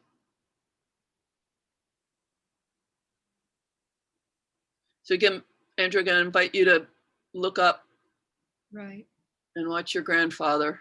Could you just say that I bless you in doing the things that you want to do regardless of the size? I bless you in doing the things that you want to do regardless of their size. Okay. I accept. Thank you. You say, I need that help. Yeah, I need that help. Thank you. Don't we all, right? Yeah. Imagine leaning into your grandfather as those things come across your desk or however they come across, right? Okay. Oh. Okay. So Andrea, can we leave it here for now? Yes. Thank you. Thank you both. Thank you. Michelle, for representing my grandfather. You're welcome. I'm not going to pretend that that takes care of all the ecology around this. It's a short little piece of work. But hopefully it does just its own little piece of supporting you. Okay. Yes, thank you. Yeah. And you all saw me modeling just a little bit, calling Andrea back to being in the constellation. There are lots of clients that want to capture everything, and I honor and respect that. And there's a way in which capturing everything can take people out of it. So it's becoming more of an intellectual exercise rather than an embodied and somatic one. So I want to, and to relinquish clients of feeling like they need to capture everything in order to make sure that they got it. Some of it can perfectly, it can kind of integrate without having necessarily captured it perfectly. And I do understand some people really do need to write stuff down. So trying to find that balance there. The word genius, there's actually, it's a Greek word. It's the Greek version of muse. And the woman, Elizabeth Gilbert, who wrote Eat, Pray, Love, not my favorite book in the world, but she's got an excellent TED Talk on the topic of genius and the notion that your genius is like, it's like a kind of like it's an entity. It's a fabulous TED Talk. And so you can just Google that, TED Talks, Elizabeth Gilbert, genius. So when I use the word genius, I often have that reference going on in my mind. It's a special gift. It's a special thing that belongs to us, our genius. It's not just what we're good at. It's almost a companion, a helpful companion. Michelle, I would like us, now that you talked about your father becoming an orphan, and perhaps there's something about how much older was his sister? Probably maybe 4 years, something like that. Interesting how she could have pulled that off, getting more of the wealth. There's something funny there. Yeah, I don't know the full story, but that's kind of the inkling that I have. But stories like that, of someone misusing wealth or not sharing it properly in the family, have very strong resonances across a couple of generations. When one sibling got more, or one half of the family got more, or whatever, that sort of thing, tend to be, and then the ones who are left behind end up struggling. Those have strong resonances. Mother died at birth? No, when he was 9 years old. 9 years old of, I believe, tuberculosis. TB, and started out wealthy due to possibly relationship with the railroad or engineering patents around the railroad. The railroad, by the way, is a very tricky, there's a lot of extractive wealth in the American Railroad, right? Mm-hmm. Of Chinese Americans, Native Americans. There's all kinds of funny business around the American railroad system. That whole manifest destiny thing. So sometimes the way we got family wealth can carry with it those resonances, right? So as I'm just talking, part of me is trying to remember the story, but also as I rehearse the story, the details that Michelle told me, I'm looking for something that goes wah wah. That's just me. That's how it helps me feel. Where's there a resonance? Where's the thing that wants to be looked at right now? And my guess is there's no way to do this in this whole session, in the next 15 minutes or so, Michelle, but I keep coming back to your father and his sister. Have you constellated that? No. No, I've never brought his sister into a constellation. Would it be okay if we do that and it doesn't have a resolution? We just sort of start looking at it? Mhm. Is that Mhm. okay with you? Yeah, yeah, they did not have contact from, I don't know exactly how long after their dad's death, but then until my mother and father were engaged or newly married, my mother insisted that my dad get in touch with the only family that he had. Okay, so those are the only two siblings. Yeah. To your knowledge, any lost siblings due to miscarriage, abortion, or died in childhood? No, but those two were a second family for their dad, and they didn't know that until they were adults and their dad was long gone. Siblings? So they have half siblings that they never knew or knew about. How until, many? I think 4 or 5. So this is before your grandfather married your grandmother. Mm-hmm. Yeah. As you said, he was older. Mm-hmm.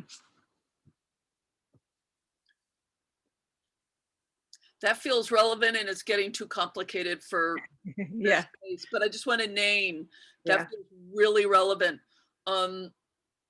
Another very strong resonance in family systems is when a parent leaves a family to make another family, particularly if there's loss as the first family suffers as a result of that. Yeah. And my understanding is they did. Yeah. That's actually even a stronger resonance than father and sister. It almost feels like the betrayal of your grandfather, of the original family, the abandonment, Yeah. is being replayed by your brother, by your father and a sister. Mm-hmm. Which very frequently conflicts between siblings where proxies were playing out a previous ancestral conflict. Mm-hmm. Right? Mm-hmm. So if previously there's World War II, the siblings can fight as if it's World War II. Mm-hmm. Several generations later, for instance. So that actually feels more important, but boy, is that, have you constellated that? No, I have Your not. grandfather's previous family. No. That feels really important for you generally and for this area. Yeah.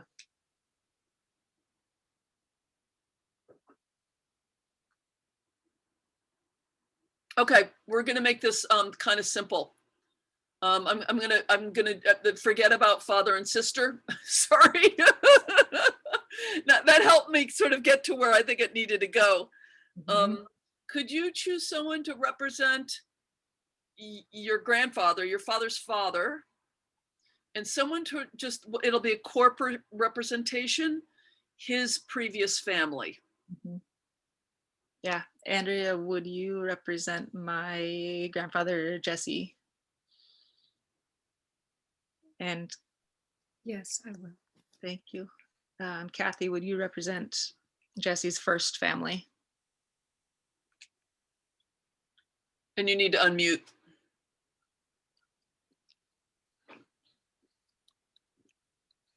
I thought when you said corporate that you were going to be asking one person to do both. That's not what you meant? No, You'll be the whole family, like Jesse's first wife and their 4 or 5 children. so you're going to represent the whole previous family. Okay. I'm the previous family, or I'm representing Previous the family. previous family. Okay. And it, yeah. Trying to fix the light here a little bit. That's better. There you go. Okay.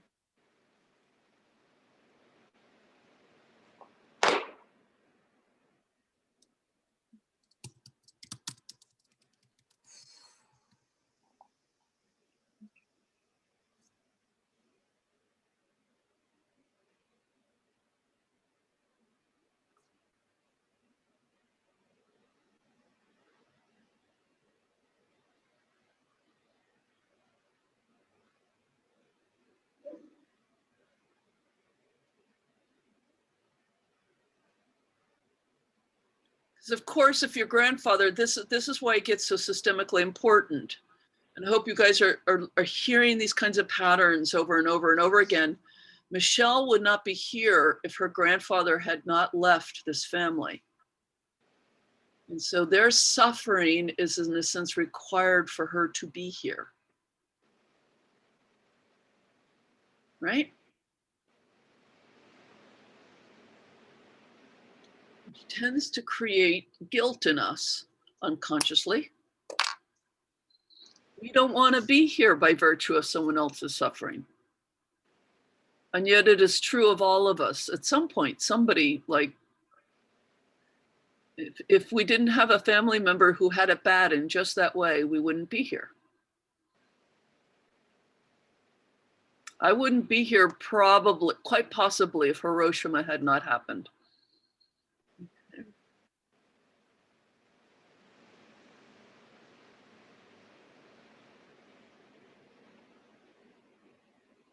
Grandfather Jesse, how are you, please? So I feel very solid and I feel big, like physically big and a lot of weight. And when I look at the family, the previous family, I have like an instant pushing it away like they deserved it, or I'm justified. I was justified in leaving them. I don't feel pity or anything. I feel justified. I'm a little agitated. So with great simplicity, without a lot of oomph, just say, I had to leave. I had to leave.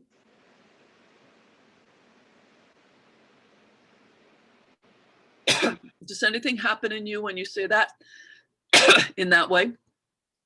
Some of the anger goes out. It's softer. I had to leave and the cost was great for you.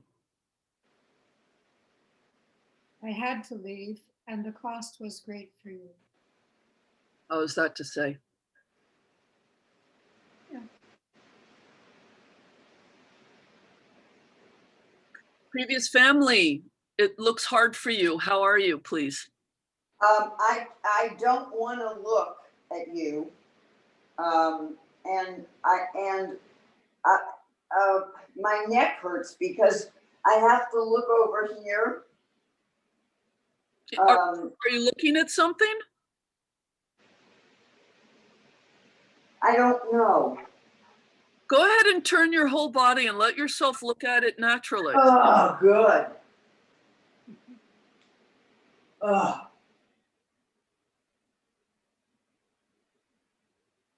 Huh, Michelle, we've stumbled on something. Do you have any story about the previous family at all? I mean, my dad became close to the one son of that family. The rest were daughters, and he did never get into a relationship with them. But he became close to my uncle Sheldon, and I knew him when I was very young.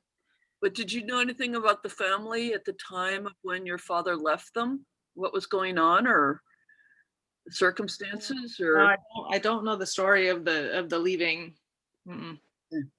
No, but I did look at dates recently. I found some genealogy papers in my files, and it looked as though they were, so I don't know when he left them, but they were all adults. The children were all adults by the time that he married my grandmother. Anyway, so I know that it wasn't as if he left them as children to remarry at that point. Because what's coming through here is that the previous family has some death or tragedy. It's looking at. Yeah. Whenever a representative stares at the ground, not just to get away from something else, but to look at something, it is always a dead person, tragically dead person, or dead people, something, yeah? And that's what it feels like. So could you go find something, Kathy, to represent what it is you're looking at, a pillow or something? Just so we can include it a bit more explicitly? And put it in the place of wherever you're looking? Okay, Find a pillow or a chair or something you can put on the ground right there. yeah.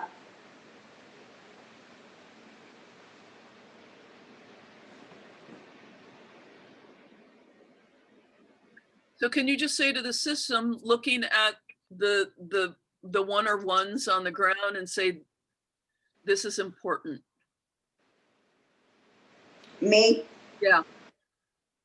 this is important.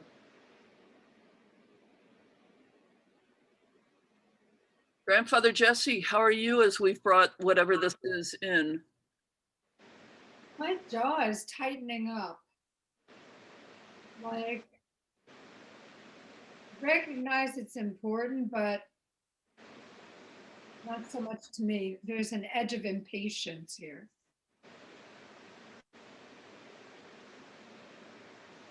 I'm going to try a sentence here. You got to find it first.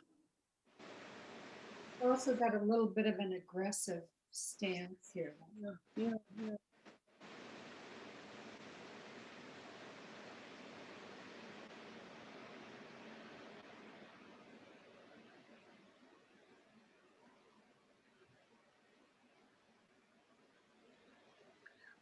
So if we go into primary feelings, so that aggression is really important, but that's covering something else, right?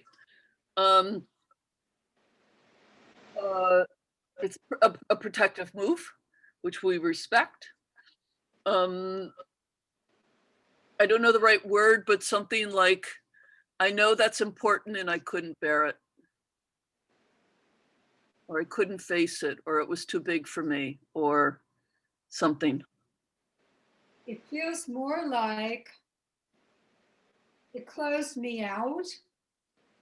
Like all the attention went away from me. So it would be more like, I know it's important to you, but you're turning your back on me. Hmm.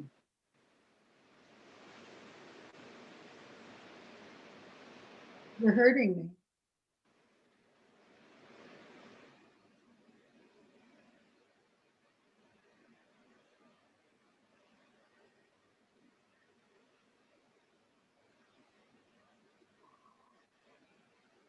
Can I say something?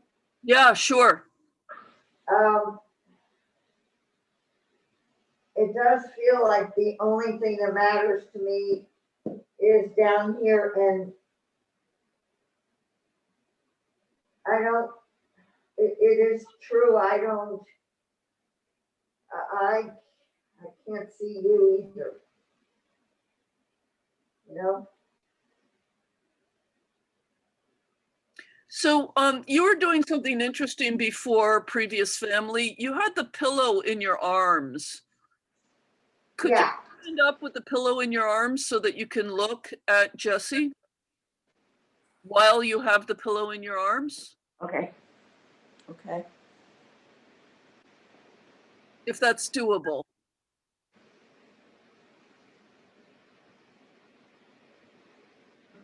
And as you're doing that, Michelle, how is this landing for you? I know we're just like, huh, who knew this is what we'd be doing? But Yeah. I'm asking how it's landing inside of you. Yeah, just observing really.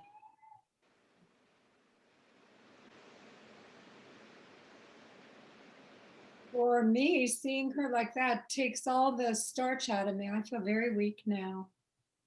Like, and the aggressiveness is completely gone. Okay. Okay.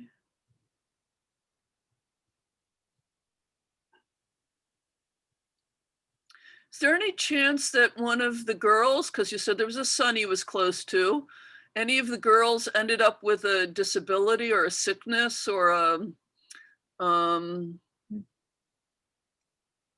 mortal illness in childhood or something like that? I don't know. Because this is not uncommon. We've heard this, right? Parents get a really disabled child and it requires so much attention that it breaks up the marriage. Yeah, Right. yeah. I have a cousin that happened to actually. That's not on that side of the family. But anyway, yes. Yeah. And Yeah. although Kathy represents the entire family, the way it looks is like a little girl, hmm a sort of damaged or injured little girl. hmm And that's how Jesse's responding. Once he finally really saw her, something in him softened. Right? So I wonder if one of the younger ones was really, really sick. Or maybe even died, or who knows.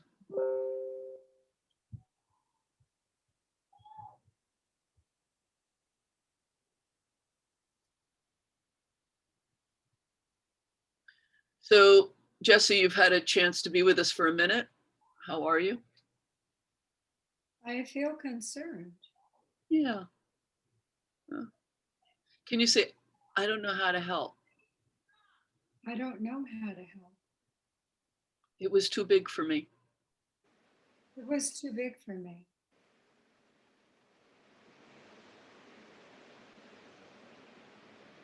And previous family, how are you?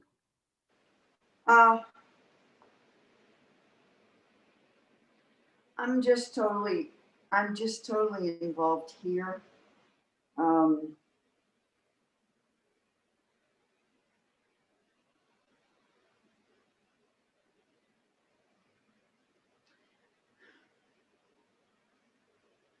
I mean, I had a moment of thinking, I,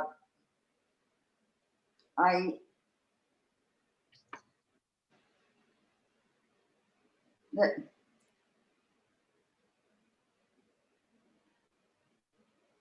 that I'm too wrapped up here that I can't Yeah. reach out to you either. I mean, Yeah. you know, Oh, so maybe not what's showing up here is not so much a little girl as it's the wife. that's how it feels to me. Like, Yeah. and you Yeah. know, I don't know whether I'm, you know, in the beginning when I was turned completely away and I was thinking, well, I've been left. It just feels like my energy is so here that when Jesse said, well, I don't know what he said about it was too big. You know, it was almost like, well, this is too big for me and Yeah. I can't. So can you say to your husband, it's true, there was not room for you. It's true. There was not room for you. I'm sorry. I'm sorry. This took up all the room. This took up all the room.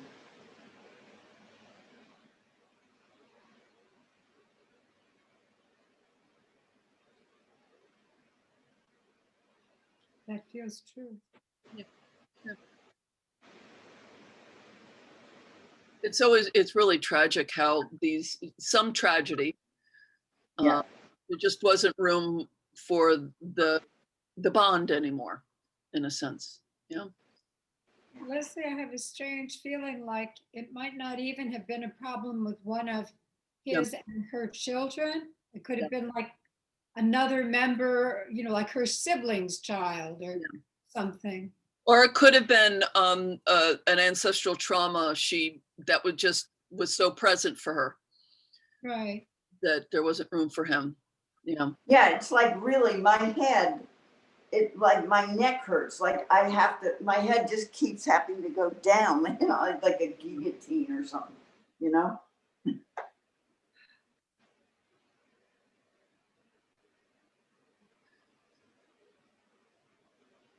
So in the spirit of a little bit of a resolution here, Jesse, could you look at her and say, I see what you hold. I see what you hold. It belongs to you. It belongs to you.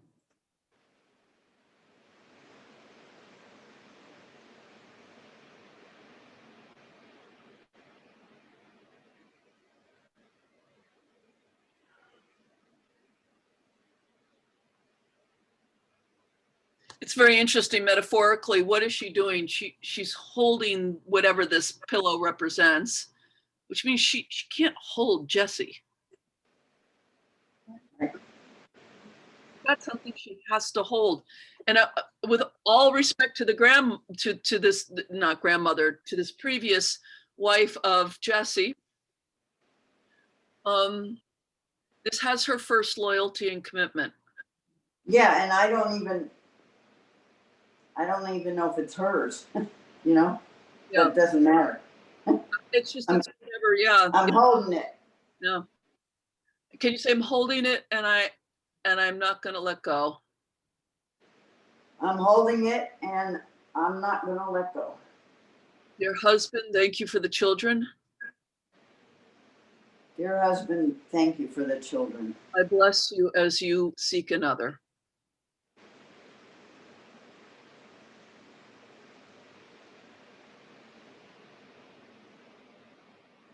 Who can hold you?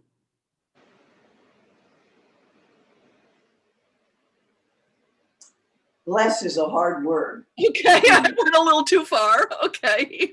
Yeah, yeah. How Say- about say- I could hold you? What? I could not hold you. And I acknowledge you need that.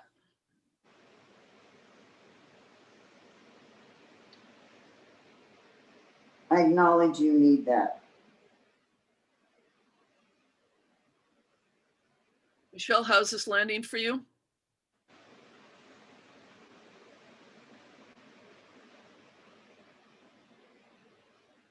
Yeah, it's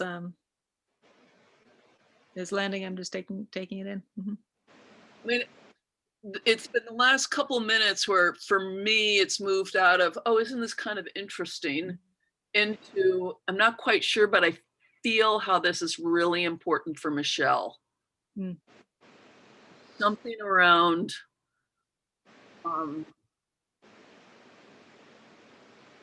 the tragic limits of relationship and what we can hold. Mm. Yeah. And how do we honor that without blame? Yeah. Yeah. Not blaming her, not blaming him, you know, for her for not being able to hold him, and not blaming him for not being able to stay. Right?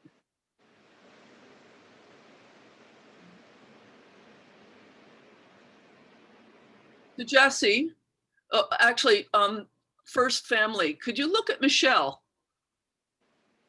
Yeah. who, if Jesse hadn't left you, wouldn't be here? Jesse's granddaughter.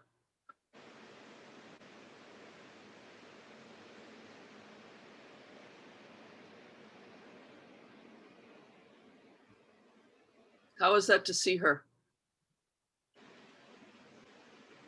It's kind of a stretch.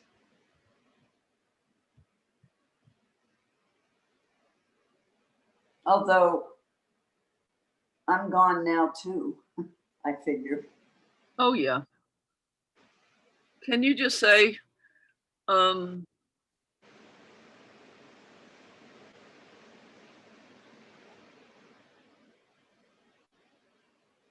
I see you're part of Jesse's other family.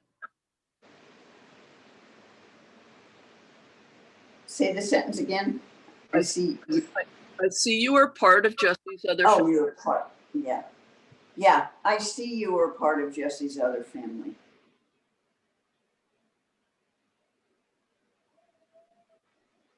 that a little bit of a smile? I can say I wish you well. Okay, that's it. That's all we got. That's all we need. Yeah, say that again. Say it again. Did you say? I wish you well. Thank you.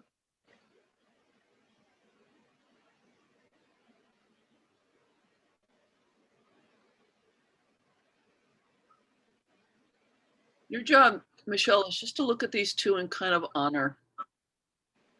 and leave with them the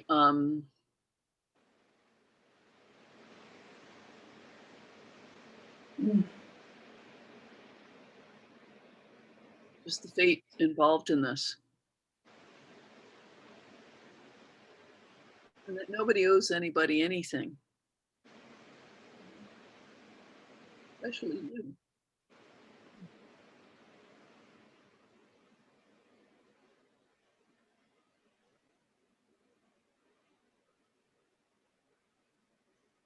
We are all here as a result of monumental amounts of human untidiness. Right?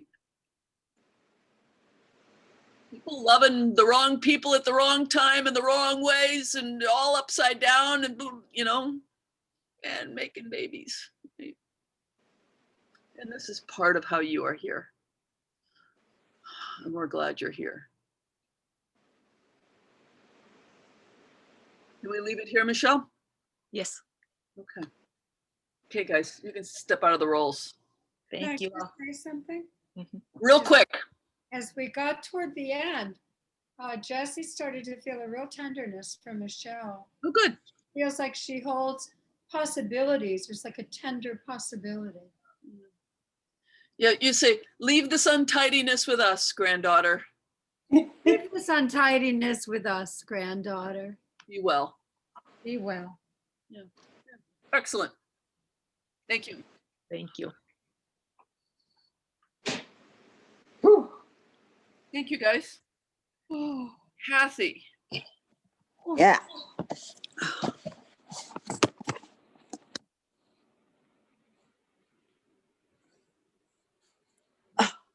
So our original issue was you getting help. Original issue was my asking.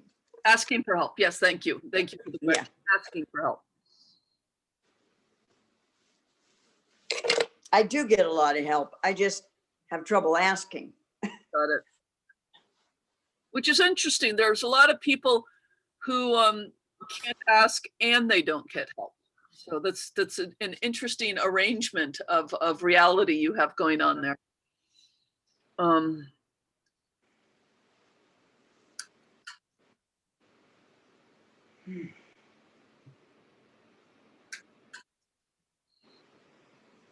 Okay.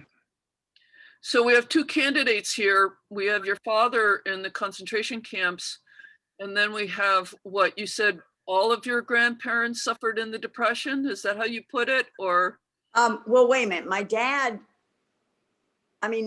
was a medic in the war. He Right. wasn't in the camps. Right. But it was part and he wasn't Jewish, so that right. it wasn't his peeps. I mean, insofar as Yes, no, I remember that he was Yeah. part of liberating the camps. well, he was part of the war near the end. So in that sense, Yeah. yeah. Okay. I don't know if he actually went into them, for example, but Okay. So what the other candidate was? well, I just talked about the Depression, but it kind of generally, you know,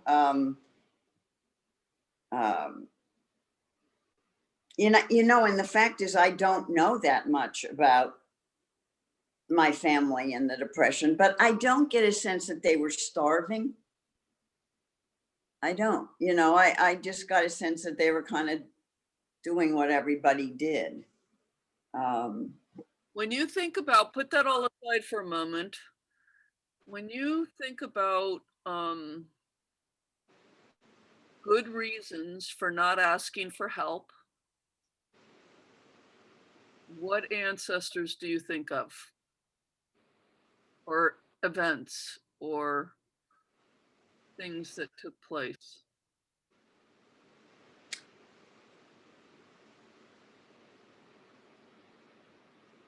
Well, I think of dad's. No, actually, I think of mom's mom and dad. And I just remember some story.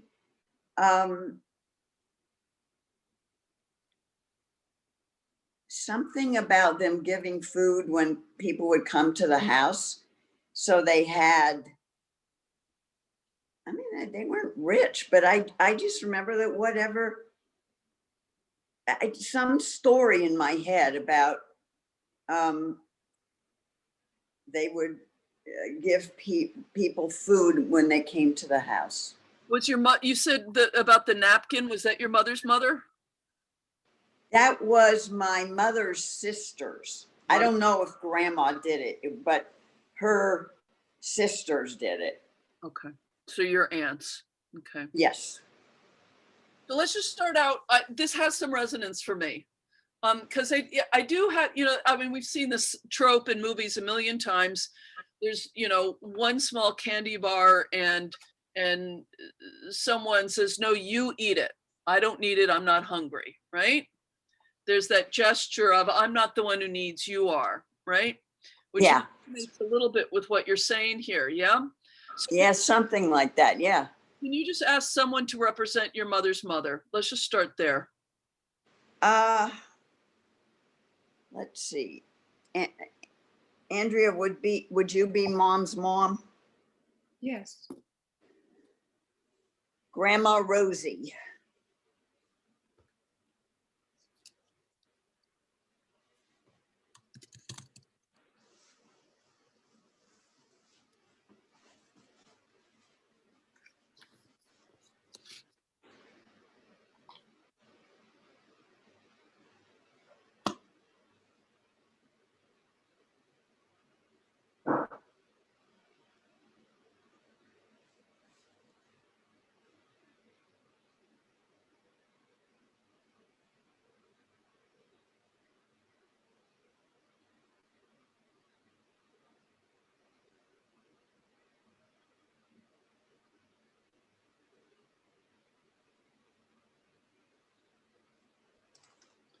And Michelle, I'm going to rename you. I'm going to call you Needs.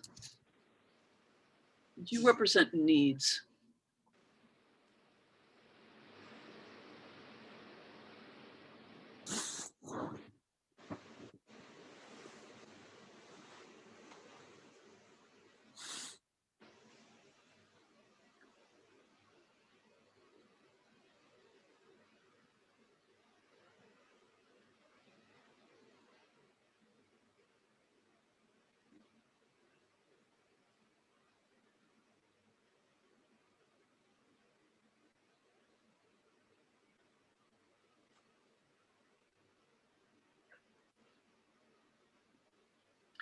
Rosie, how are you, please? It is, you said needs. Yeah, I Just saw open something my shift. heart. I have a open heart. And I have enough to give.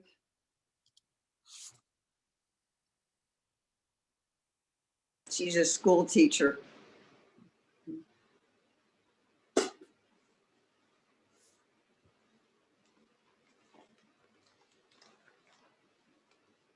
Needs, how are you? I'm feeling kind of a pulling in my gut, in my lower belly. But I'm okay. I don't feel unwell, but I do feel something. Yeah, not part of my body. What's it like to look at Rosie?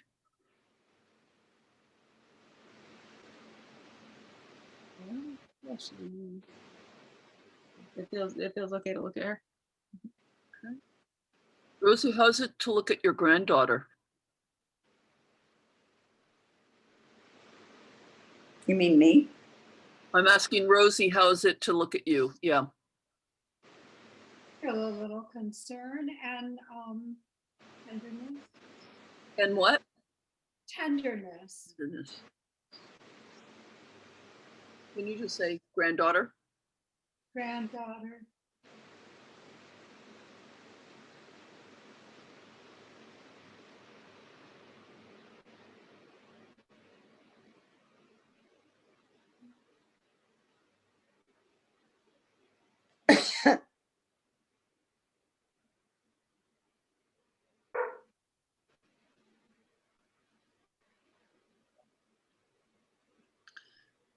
How's it to look at your grandmother, Kathy?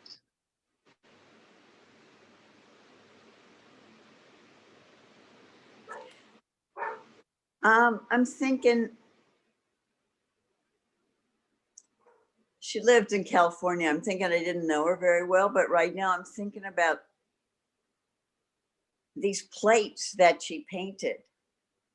And I've got one of them right here on my table.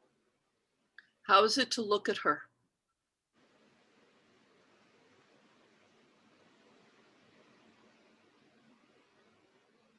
I like that she just smiled. Just say, I have one of your plates, Grandma. Oh, Grandma, I have several of your dessert plates.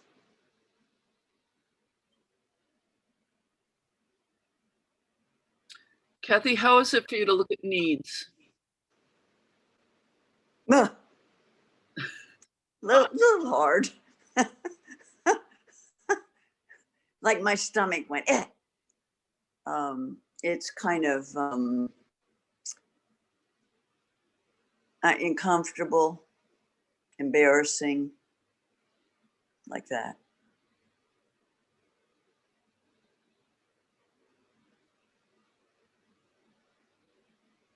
Wow.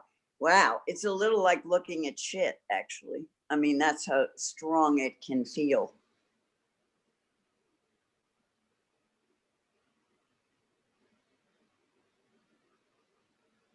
Hmm. Wow.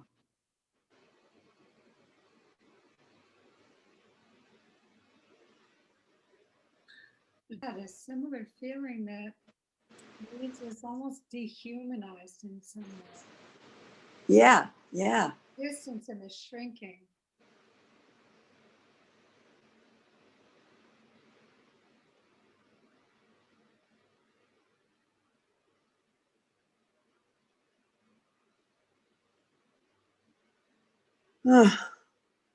So I'm going to ask you to do something odd, Representatives. Rosie, would you find a seat, and Needs, would you please stand?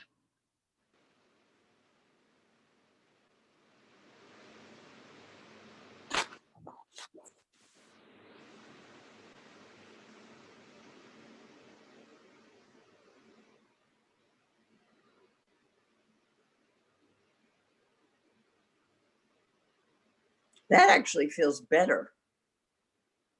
It's more proper.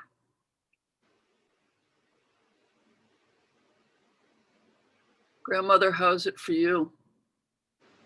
Better. Needs? I feel good. I feel fine.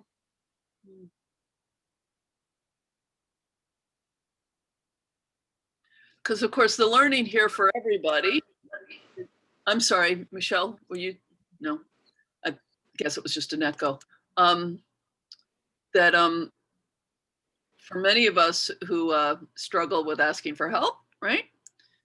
Is that needs are just part of being human and there's nothing to be done about it. Right? As Mark Silver says, the body has needs. We have needs. Yeah. And in that sense, in the constellation sense, needs are bigger than us. We can't will them away. We can't explain them Wow. away. We can't force them away. We need to eat. We need to drink. We need to sleep. We need love.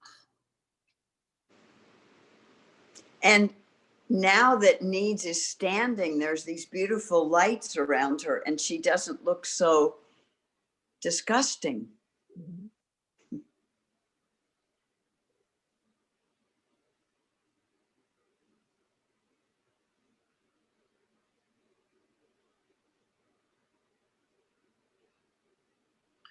Grandmother, how is it for you to feel how needs is a bit bigger than you? You've already said it, it feels a little better. So what else are you noticing? I feel better. It feels better. And there's more dignity in it. Yeah. There's more dignity. Remember I said like dehumanized? Yeah. Versus Yeah. of Well, you upliftment. felt it on yourself, like you felt dehumanized. No.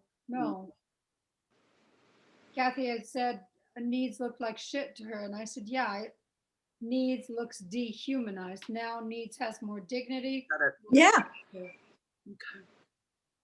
yeah, it does.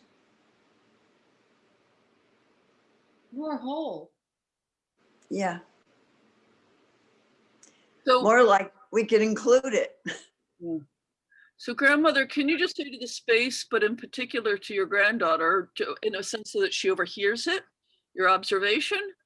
I guess I have needs too. I guess I have needs too.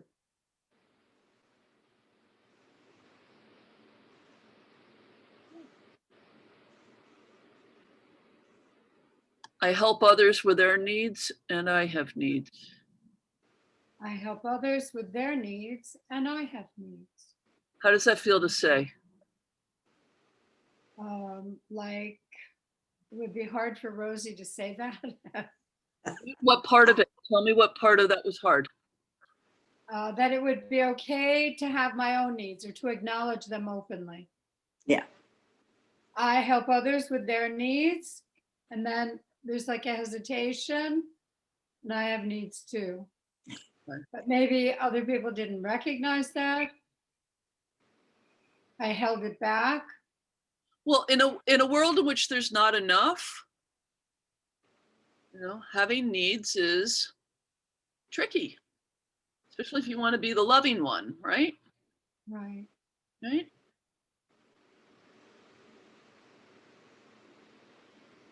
Yeah, there's a feeling there like she gave more than she should have. She gave so much. So can you say, I gave more than I should? I gave, yeah. Is it okay to say that since you're noticing that? What? Is it okay to say that, to change it to the I? Yes, yes. So I gave so much. Sometimes it was a sacrifice.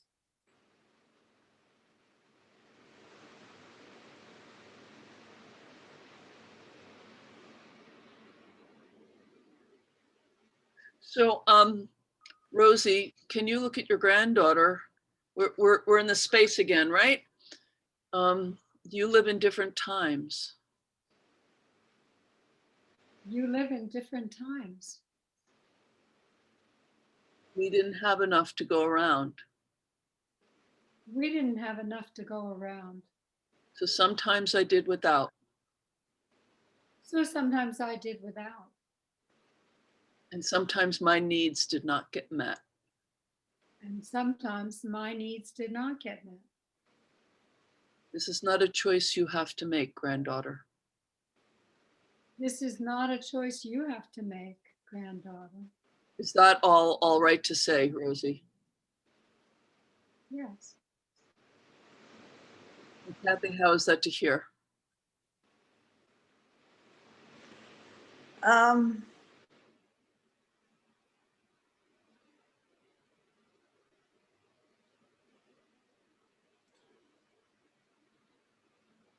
I'm not sure it's not a choice I have to make. I mean, Well, sometimes, but asking a friend to take you to the right. yeah. Yes, Yeah. yes, I can do that. Yeah, Yes. right there. Now, I'm just thinking of all the last several years when I really needed to do everything I needed to do for Carol. And I really couldn't think about my needs a lot of the time, although I slept and I ate. It's So Grandma, can you say to Kathy, sometimes you experienced what I experienced? Sometimes you experienced what I experienced. yeah, You felt it with Carol. You felt it with Carol. You Yeah. had more health and she had less. You had more health and she had less.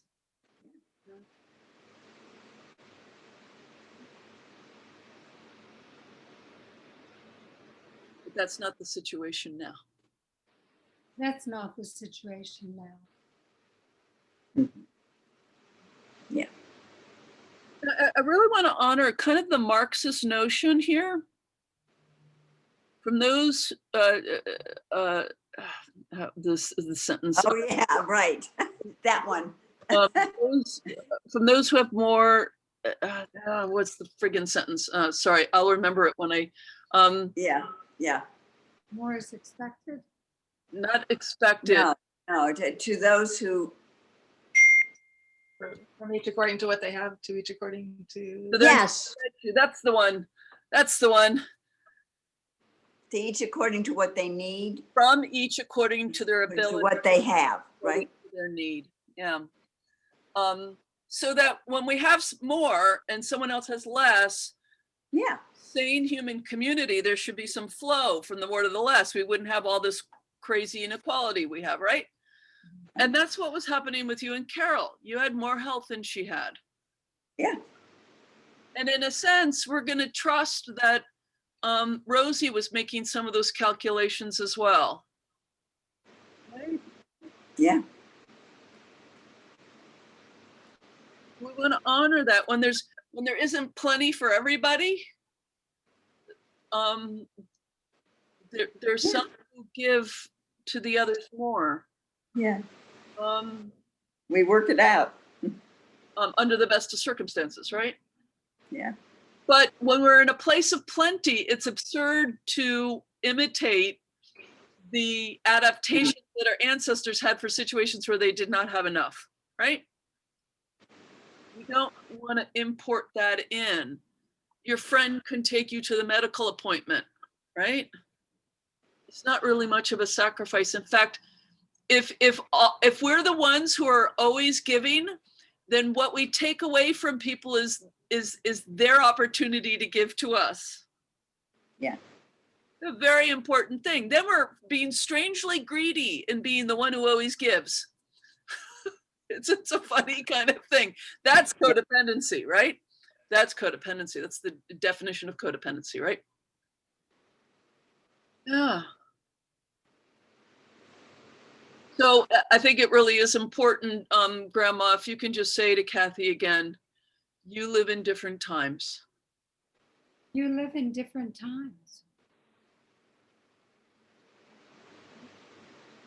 And it is a gift when you let other people give to you. And it is a gift when you let others give to you. We all have needs. We all have needs. It's bigger than us. It's bigger than us.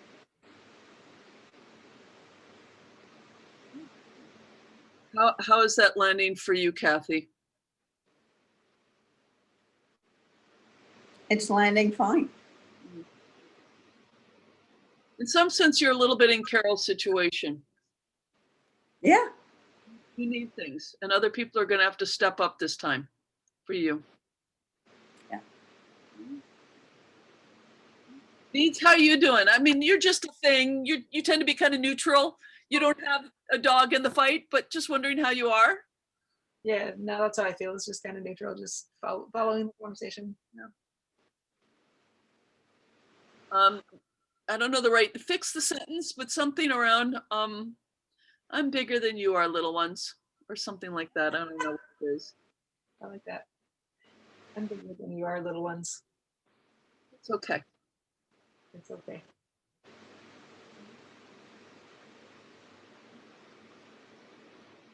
That's what it means to be biological entities. Yeah. Rocks and minerals, as alive as they are, they're alive in a sufficiently different way that they don't really have needs the way we biological creatures do. You know? Kind of in the planning to be dependent. No. Yeah, right? This is the disease for all of the helping modalities anyway. I mean, you could just look at, you can look at somebody right here who has trouble receiving help, right? It's part of our shared disease in the helping fields, right? So this has been a consolation for all of us. I think we'll leave it here. Okay, Kathy? fine. Thank you, Andrea, and go ahead and rename yourselves. I just want to show you guys, these are Oh, the plates that Grandma painted. And So each one pretty. is her name on it. She wrote, her last name was Clever. oh, those are lovely. They are, they're beautiful. Very, very lovely. My family's got some of those things. My sister got them all. Oh, I don't have any of them. Dessert plates somebody made. I don't remember who made them. Okay, so we're wrapping it up here, my friends. oh yeah. A couple of things I want to say as we're wrapping it up, and with all blessings to Angelina and whatever she's up to. It's an include her. This is the end of this little module. It was not intending to do the whole work of setting up a business for you. For some of you, that's not your goal anyway, exactly. For some of you, it sort of is. It's in process. Kathy's very much focused in on her health right now. If and when that's addressed, she may return to this, but it's not the focus of her attention, and that seems perfectly proper. For Michelle, it's really this sort of discerning question around intentional community. Hopefully we've given you a little bit more energy and inspiration into whatever might be next steps around that. Or even just like, oh, they're parts that I don't want anymore, that's also part of discernment, right? Noticing what we thought we wanted and we don't. And then for Andrea, as the pandemic shifts into its next phase, and she brings in her previous modality and the new Constellations modality, visioning what this might look like in terms of serving people and getting some part of her income from the work that she does. Andrea, in some ways, is the one who's most concretely probably still in the space of thinking about business building. If not full-time, at least part-time business building and creating and thinking that through.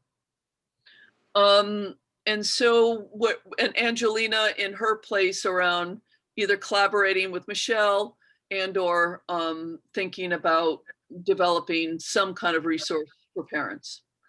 It's part of what she's thinking about, but that seems still quite kind of distant and something with a lot of still dreaming. And she is like a little bit like Kathy. She's got something that's got her attention right now that she needs to do well and bring to some completion.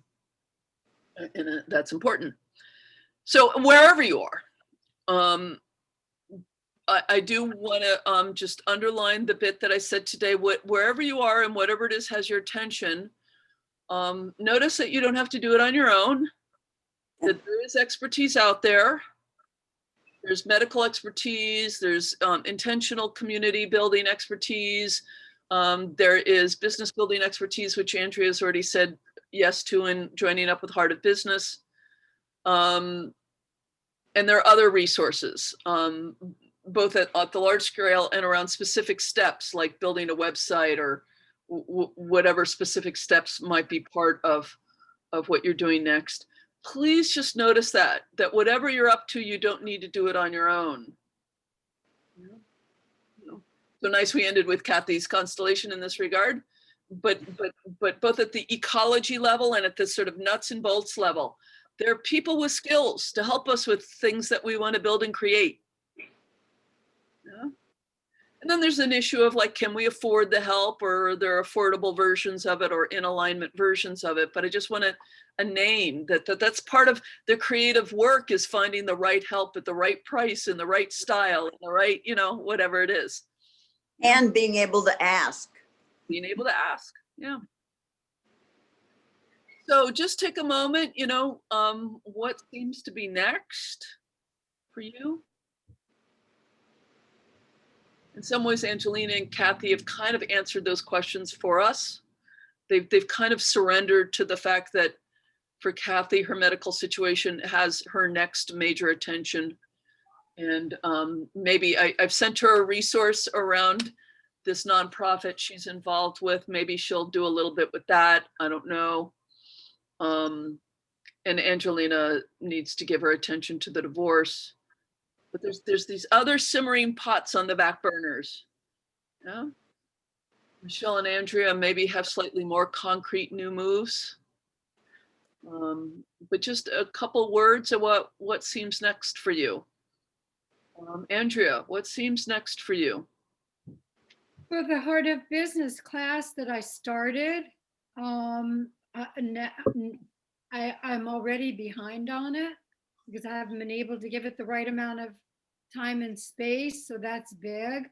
But also today has shown me that there's definitely an ecological problem. And I still have one constellation left with you, Leslie, Yeah. in the main group. Okay. So it's a possible something we could look at for then. Okay. So Okay. that's a practical thing and an ecological thing. And just to reframe, because it's home study and you move at your own pace, there's no getting behind with Heart of Business. There's only doing it at the pace that's right for you. Oh, thank you. Yeah, Okay. yeah. Now, you don't want to just pay money into something you're not doing at all. That's like the gym membership that you never go to the gym for. But the frame of falling behind is probably just going to make you more discouraged.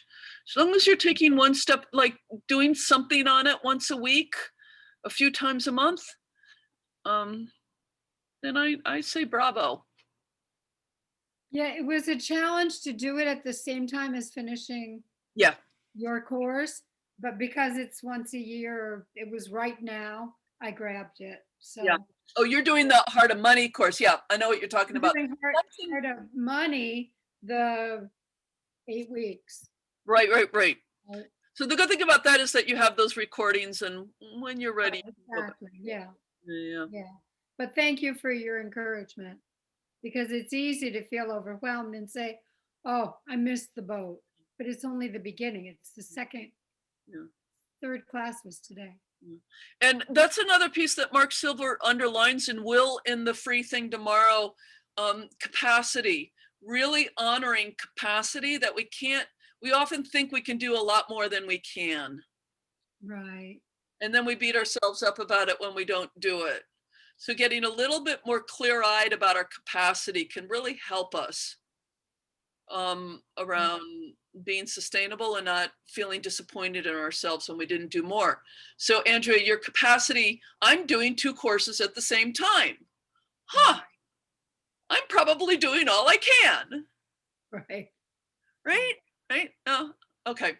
Michelle, for you, what sort of feels like next? For me, I have a friend of mine gathered together just a few days ago, a group of women. There were maybe a dozen of us on this call from around North America who have a similar interest in matriarchal society building. And so that was good. And I connected with a friend there that I haven't been in touch with for a while that was talking about some resources that some people that she knows who would be good resources to connect with. So that's one next step, concrete next step for me, is to connect with her and have her connect me with some folks she says she knows in California who might be a really good connection in terms of helping me, know what makes sense to you. So that is one. And we have started here. So we've been living together since June in this house. And we said right from the beginning, before we all moved in here, we're going to have regular, just little gatherings of the moms at least, and maybe sometimes with the whole household, just little meetings to see where we're at and what needs people have. We didn't start doing that until 2 weeks ago, and and things have gone remarkably well without doing that. But that's one thing that we've started implementing, at least with the moms, is that every couple of weeks on a Thursday night we will, because that's a night that we seem to all not have kids, to just touch base and say, here's what's working for me, here's what's maybe not working so well for me, if there's something that we should all gather together on. So that's continuing with a little bit more structure, I think is going to be a good thing going forward. Mhm. Yeah, good. And I remember was this something you dropped a long time ago? You were thinking about getting a little part-time job? I was thinking about that, and that the particular job that I had in mind didn't pan out, Okay. and I'm not feeling urgent about getting a job, so that's kind of fallen away for the moment. Yeah. Okay. And just notice what it was that you found interesting about that idea that's worth retaining and chewing over. Yeah. Mhm. Yeah. Okay. And Kathy? Yeah. I just wanted to thank you, Leslie, for this. And it's really what we've been talking about in several ways tonight. That feeling of this is good enough. Because I found myself today, it's like, it's like there's certain like messes. And you know what? Right now I don't have time to do it. So I look at it and I have Leslie in my head and I say, that's good enough. You know? So, I'm carrying you here. Thank you. Mixed feelings about the internalized Leslie voice, but good, as long as it's for good. It is. Okay, so let's just take a moment. Let's just gather, because there was some intention you had when you signed up for this extra module and decided to invest in it. Let's honor that original intention, even if it ended up, fulfilling in a different way.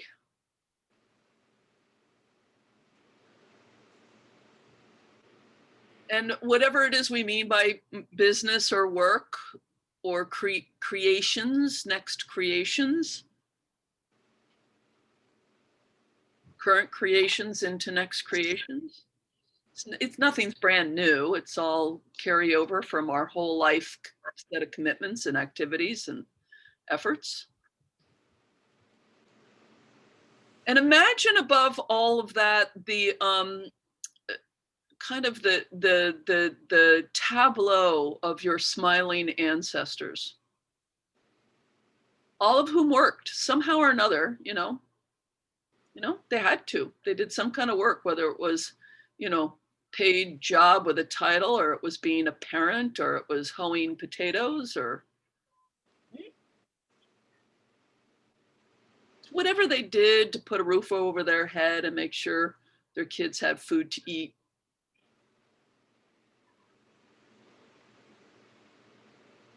Their contributions.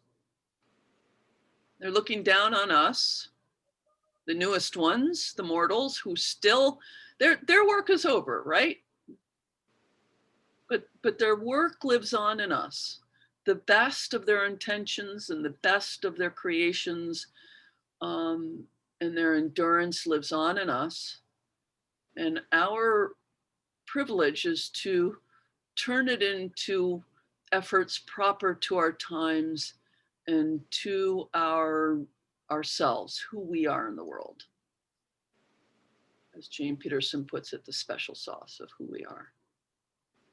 Just notice them smiling down upon us, leaving it in our hands.